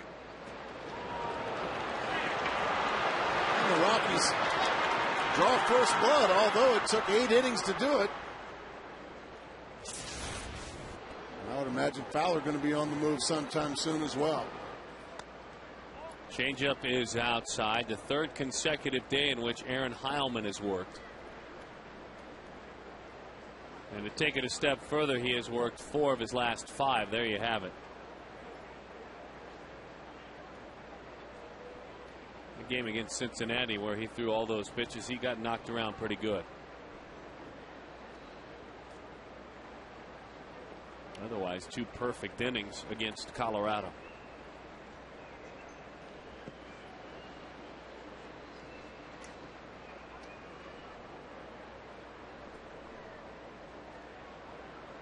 LaRose thought he had lost that baseball.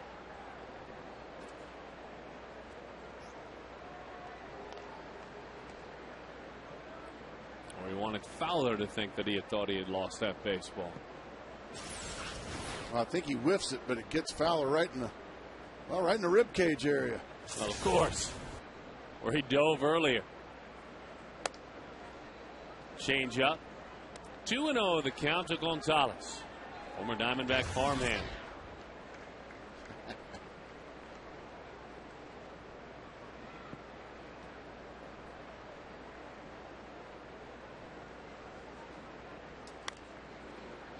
Threw him another changeup on 2-0. He threw that pitch.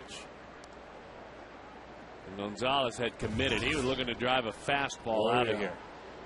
He was ready.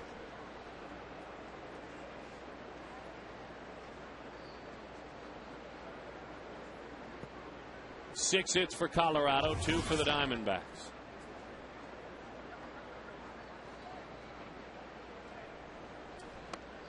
Another one. Elbow down, pushed that one up.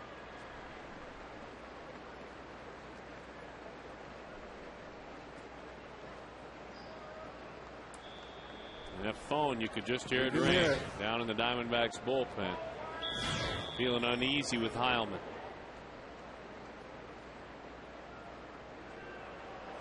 Boy, interesting what just occurred there. Fowler had thought about going, took 2 huge steps, changed his mind. He could have walked. Got too good a jump. He literally could have walked. We've seen Chris Young do this where he's got such a good jump, but he keeps going. Fowler stopped, and now it's a full count. Now he'll be on the move, I would imagine. You probably saw that happen a lot with base runners in your position where you think, what were you? What? Stunned that you were able to get that big of a jump? Why didn't you keep going? Goes now, and it's a bouncing ball. It keeps him out of the double play. Keeps him out of the double play. So, and another runner in scoring position. Gonzalez rolls out 4-3 in front of Troy Tulowitzki. Tulo. Walk, single, and a strikeout in this ball game.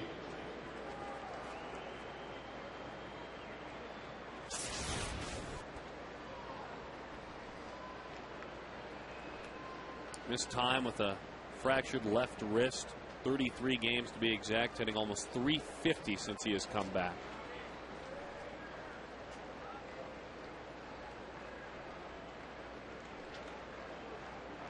Were you surprised, Darren, at the release of Brad Hawk? Yes, so were his teammates. I wasn't here, but I read about it, and I was shocked. He hasn't resurfaced anywhere yet, has he? No, he will. He will resurface. San Francisco has been rumored. That boy can hit. And so will Randy Flores, a left-handed reliever who's having a good year.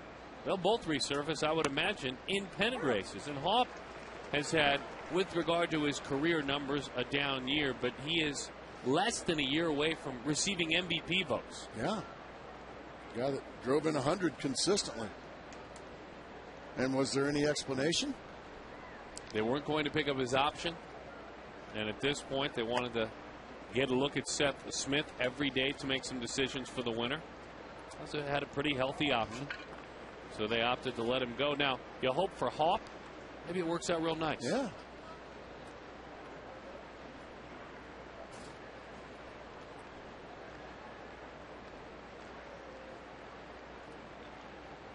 Bouncing around back there. Well, one guy that Brad Hawk used to wear out, Brandon Webb. Homers to left. Oh, used to just hammer Brandon Webb.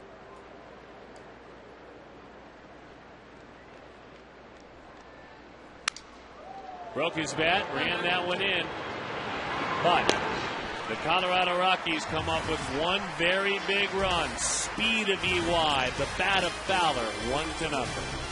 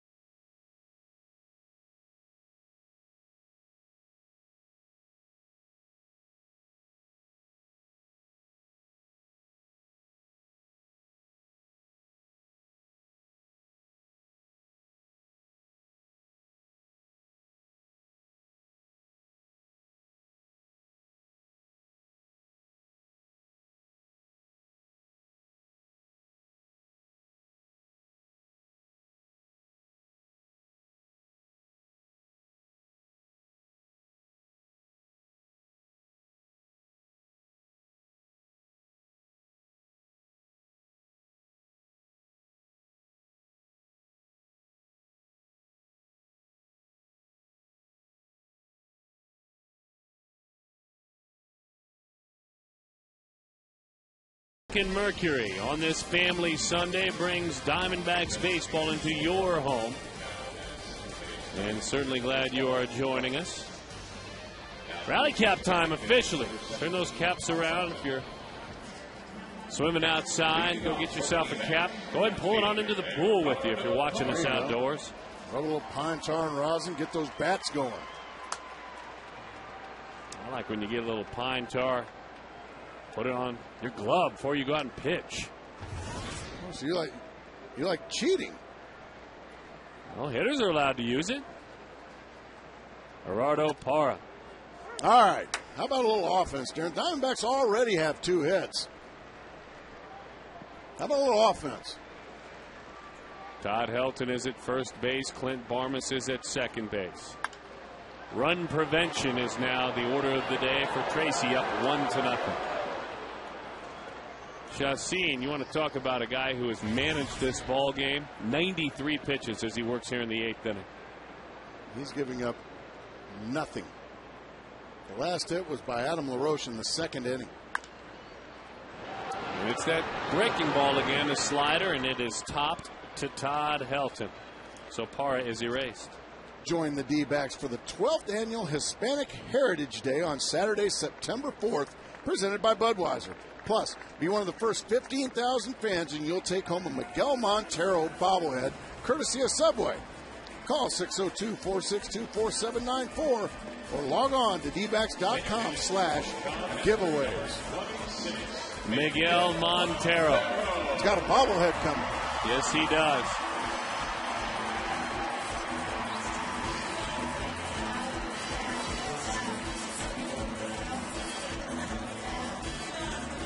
They want to talk about it. Bob Apodaca just got a light email, Gracie, to lighten up the tension here of this game. Leslie Major from Glendale says, how about for the name of your upcoming interview with Drew? Technically, Leslie, it's a full show, but we know what you're thinking. Chili and a Brew with Stephen Drew. And then she says, Gracie should really like that one. Oh, really? Because of the chili or because of the brew or because of the Stephen Drew? Maybe all of the above. Yeah. I'm looking forward to that world premiere of Chili with Stephen. Right-hander, left-hander warming in the pen.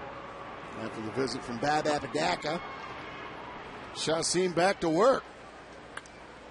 Miggy with a monster swing as he fouls it off. That one had some Weitzel to it, didn't it? He did remind us of former Diamondback and good friend Josh Weitzel, who is hitting them hard in Japan now. Oh. That one is low. Mighty rip he would take at that baseball. It was Montero now a couple of nights ago that tied the ball game up in the 9th inning with a double down the line. Game eventually won by Arizona on a Kelly Johnson double. He did not go around 1 inning later. 292, 8 homers, 31 RBIs. Here are 2 of his 31 RBIs.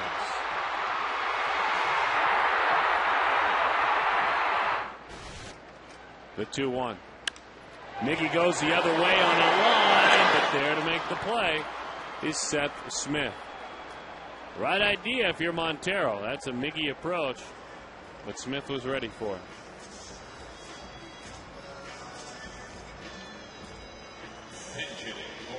And now, Ryan Church.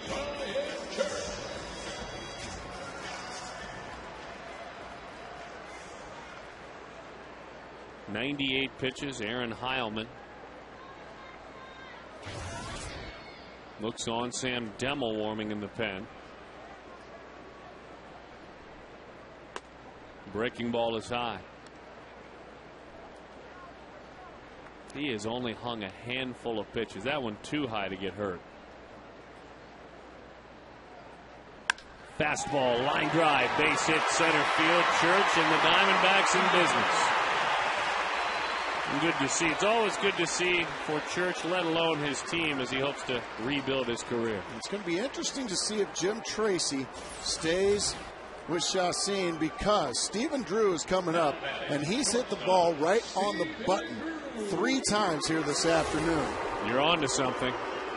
And Jim Tracy's going to make a move. He's got his left-hander warming up. But what a job by the young right-hander, Chassin. He did himself proudly here this afternoon, and he's going to leave with a 1-0 lead. One of his finest hours in the major leagues, this right-hander, as they continue their conversation. Now he's going to get the left-hander to get him. Jhoudis Chassin, 22 years old, out of Maracaibo in Venezuela. Rockies fans know who he is. Steven doesn't get one last shot at him. Beimel is on.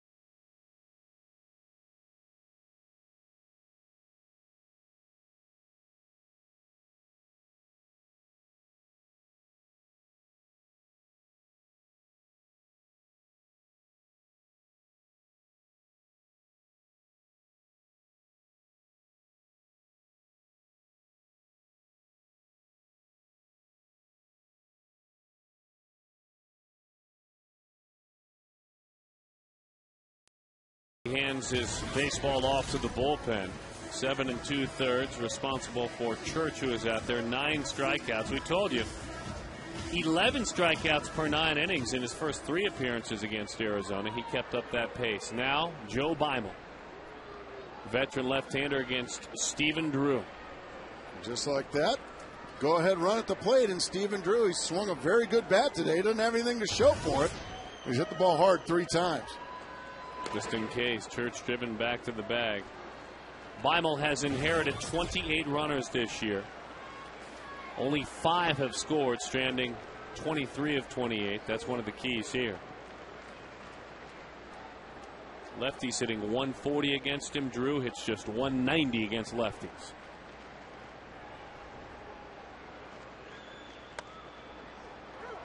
Left a slider belt high for him, but Stephen couldn't pull the trigger.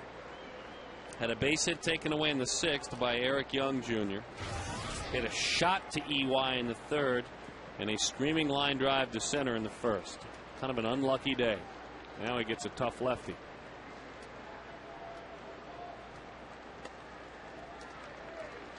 One and one the count.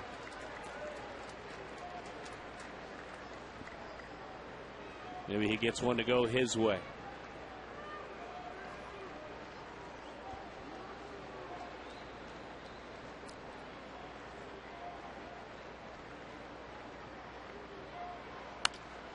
Fouls that one off. What are we talking about with regard to hitting the baseball pretty well?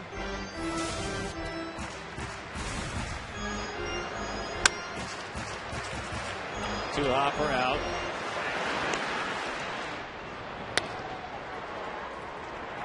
Base hit should be through the middle, instead out. And also a liner, a screamer to center. The 1-2. Slow curveball way out front. Helton came on defensively and turns around and goes back to the bag as the inning comes to an end. Through 8 complete here at Chase. 1-0.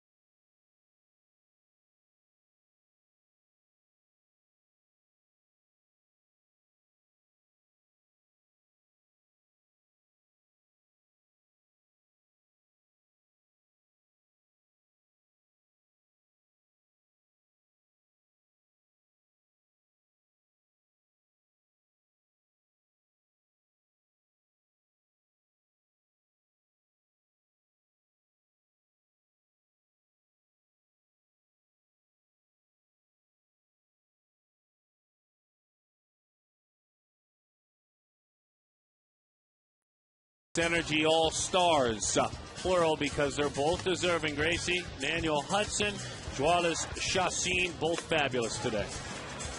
They had everything working, Darren. No surprise at all. It's a 1-0 game.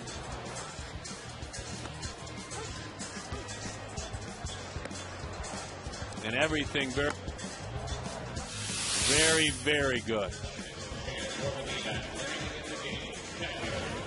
So now Sam Demmel, Diamondbacks right-hander, faces Todd Helton first. Seth Smith and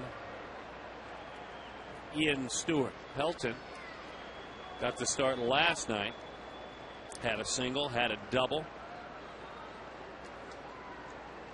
A couple of nights ago, then last night singled again. Has 3 hits in this series.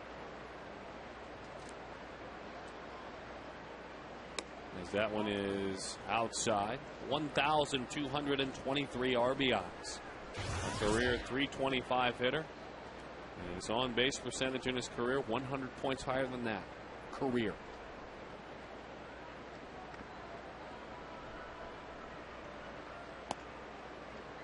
Two and 0.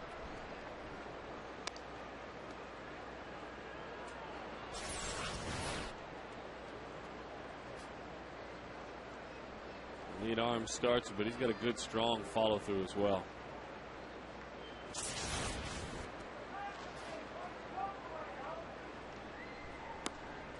But he's in a hole, 3-0 the count.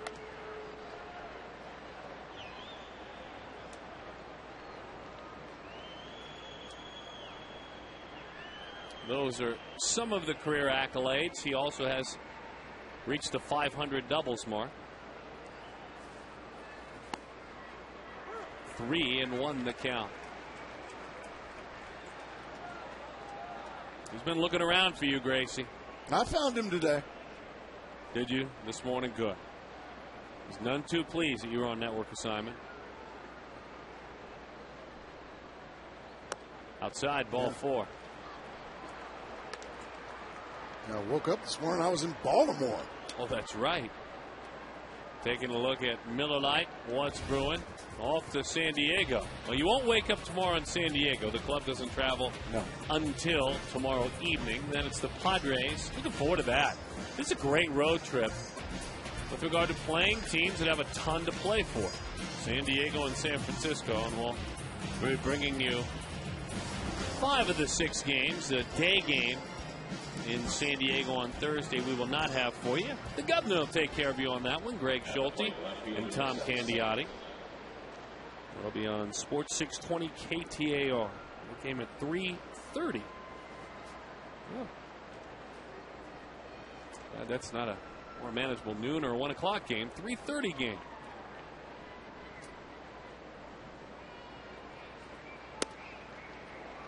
Oh, 1 the count.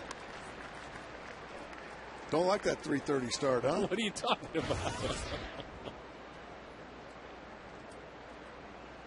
Trying to figure out who that benefits.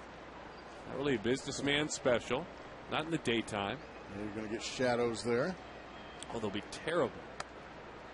The governor will describe them. I would imagine, as he talks about it on the radio, he will be talking about some very extreme shadows. I've heard stories about those 3:30 games. So.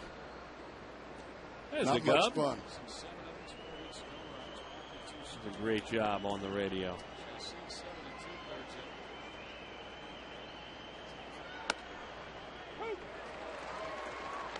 One and 2 the count to Seth Smith.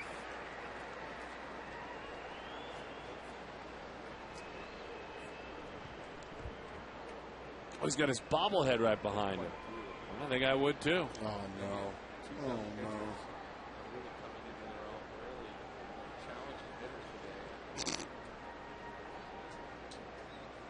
The 1-2. Into the dirt. You uncomfortable with that, or? No. Not at all. Need to get mine up here. Well, you have a can of Skyline chili behind you. Well, I'm excited about chili with Steven. I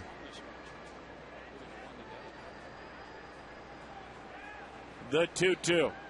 Swing and a miss. That's strike 3. Smith goes down.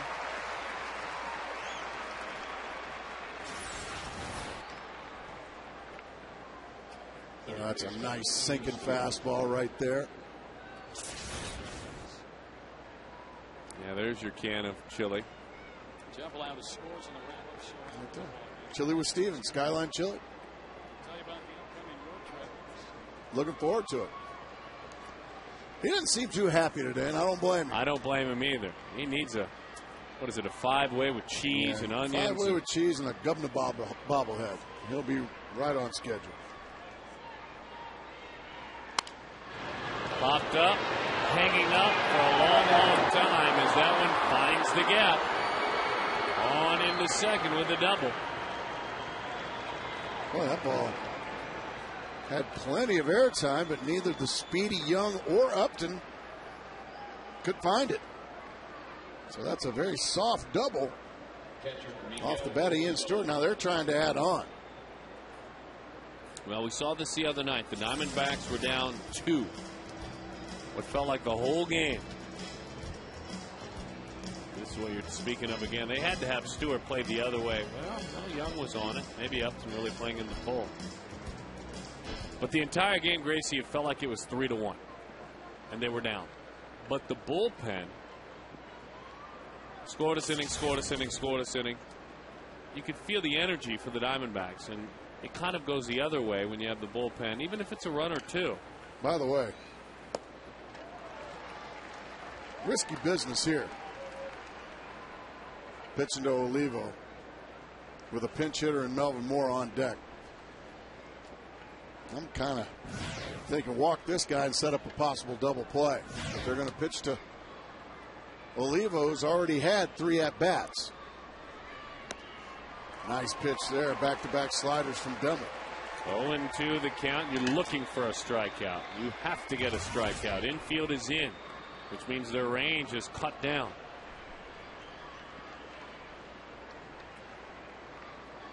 And if you're Montero, just caught the last inning or so, you've got to block everything up. He went out there diving for it that time. And on the flip side, if you're Demmel, you can't be tentative about throwing it in there. If it bounces, so be it.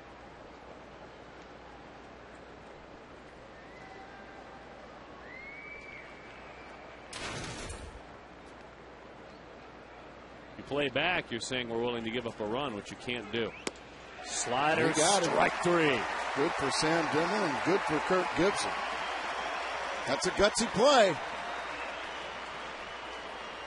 Now you got a little wiggle room as Melvin Mora comes up.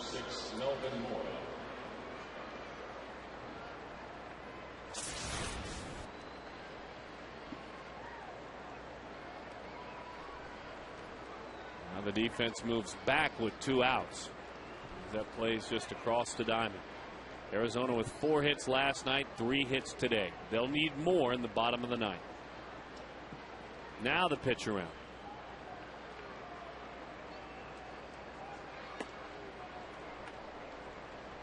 One 1-0 the count, and what looked like almost a cutter that Mickey had to go down and get. Barmas waits on deck.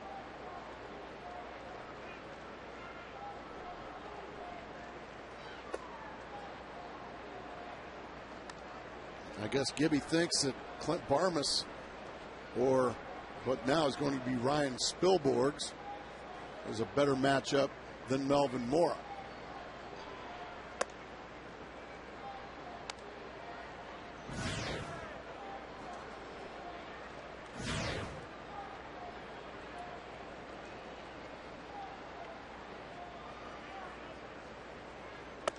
Jim Tracy has made it clear that the 6th inning on, he lives for. He said, I get up early in the morning, I go to the ballpark several hours early just to manage in the 7th, 8th, and 9th innings. He's doing some managing now. He opts to go with Spilborghs. He had gone with some defensive upgrades with Helton and with Barmas. Barmas now out. Spilborghs, 5 of his last 18, and a much better hitter at home.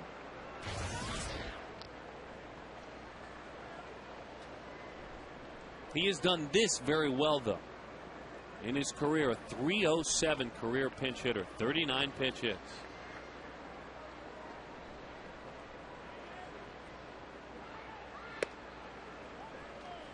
No chase of a pretty good slider there. Demmel not a wild walk batter type pitcher. He's not one that loses control. That being said, with the intentional walk at this point, you got no place to put it. That's exactly right. And your arm slot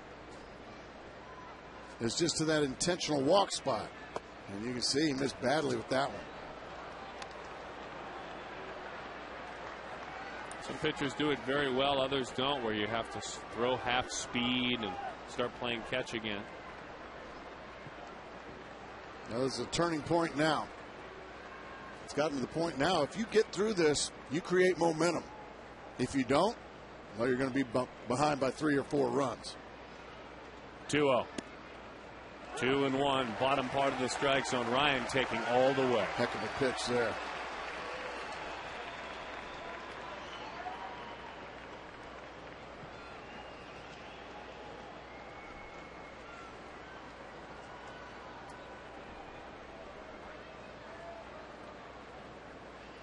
The Texan deals on 2-1, 3-1 the count. Arizona with 16 bases loaded walks this year, the highest total in the National League.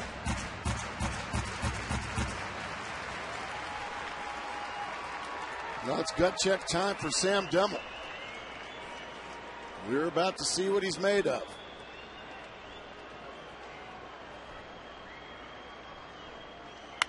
Bouncing ball to short. Nicely done, Sam Demmel. And a little tip of the cap to Kirk Gibson in that inning as well. On a couple of occasions. 1 to tie, 2 to win. Go get them, boys.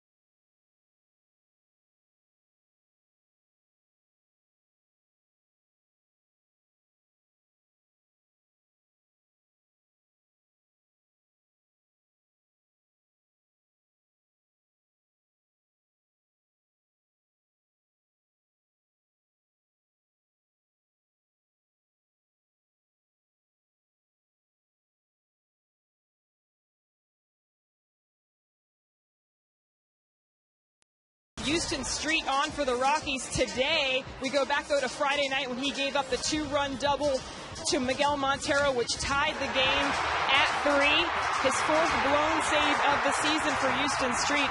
And yesterday, before yesterday's game, Jim Tracy talked about Street's the trouble that he's had with executing 2-strike pitches. It was 2 outs, 2 strikes to Montero. He talked about that was one thing he needs to get back to, being aggressive pitching to contact, which he's done in the past. And he feels he's been too stubborn sticking with his changeup, that it's something that's burned him a couple of games earlier in the season in Pittsburgh, in Florida. And Tracy said, how many examples do you need? So we shall see what Houston Street can do here in the bottom of the 9th, or what the Diamondbacks can do to turn it around. Good stuff. So we will watch Street and keep an eye on that changeup. Justin Upton, Kelly Johnson to get things going. You got the heart of the order, exactly. If you're going to do something special, you got the right guys scheduled to hit here in the inning.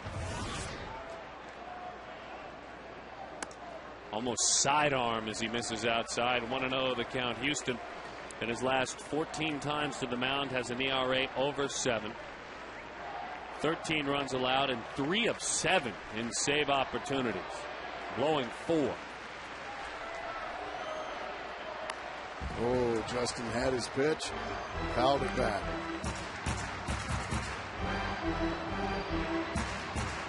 Jonathan Herrera comes in. Jim Tracy is doing some managing. He's used a lot of players the last inning or so. The 1-1. Slider, 1-2. A walk in the third and a couple of strikeouts. And by missing that first pitch, by fouling it back, that was his pitch to hit. Now he's going to have to go to battle.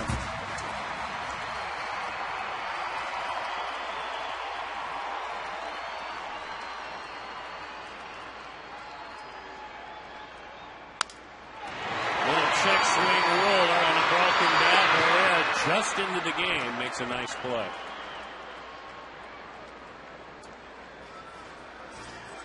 Let's watch how it transpired. He misses badly with the first one. Watch this one. That's the pitch. Once you don't get that one, now you got to hit the tough stuff. You only get so many mistakes over the course of a day, Darren Sutton.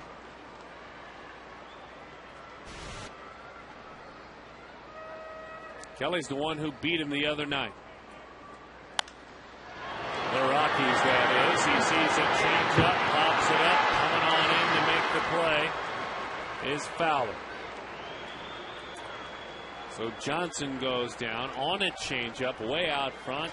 2 outs, and now Chris Young. Fly to center, struck out, and popped up to first. Chris 0 for 9 in this series. Well, he's had a flair for the dramatic.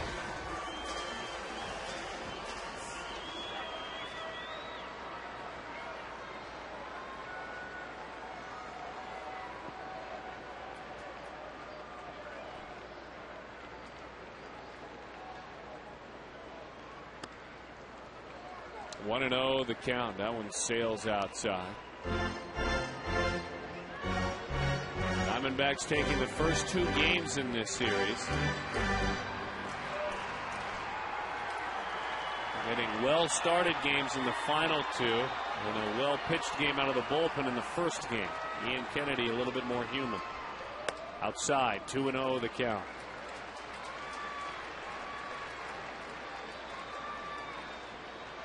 The Rockies, I mean, barely clinging to their wild card lives at 7 back, with a lot of teams to get over, good teams.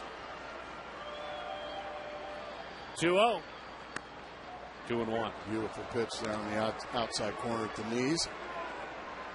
Really smart right there by Chris Young to just let it pass. Not going to do anything with that one.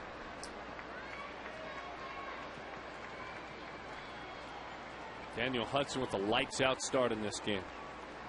Didn't give up anything. 7 innings of work. Pitch is low and doesn't offer 3-1. LaRoche waits on deck. That was a good take there by Chris Young. That was a tantalizing sinker. Did a good job of laying off of it. Let it sink down out of the zone. Because if Chris Young walks here, now you've got speed. He could possibly steal a base. Popped it up. Fastball that ran in. Former Diamondbacks farmhand Carlos Gonzalez puts that one away. The Rockies avert the sweep. Keep whatever glimmer of hope they have in the wild card race alive. Arizona wins this series 2-1. But today, Daniel Hudson, an outstanding outing. It was wasted because Wallace Chassin was just a little bit better. He pitched a little bit longer, and he did a 5 job. So Colorado a run on 7 hits and no errors. Colorado comes up with a win over the Diamondbacks. Stay tuned again to join us on Tuesday from San Diego, California, as these Diamondbacks take their show on the road, and you know the Padres playing to next play in October, a chance to be the spoiler. He's Mark Grace, she's Jody Jackson. My name is Darren Sutton. It's been a great weekend with all of you. Now enjoy the rest of what's left. The family, friends, and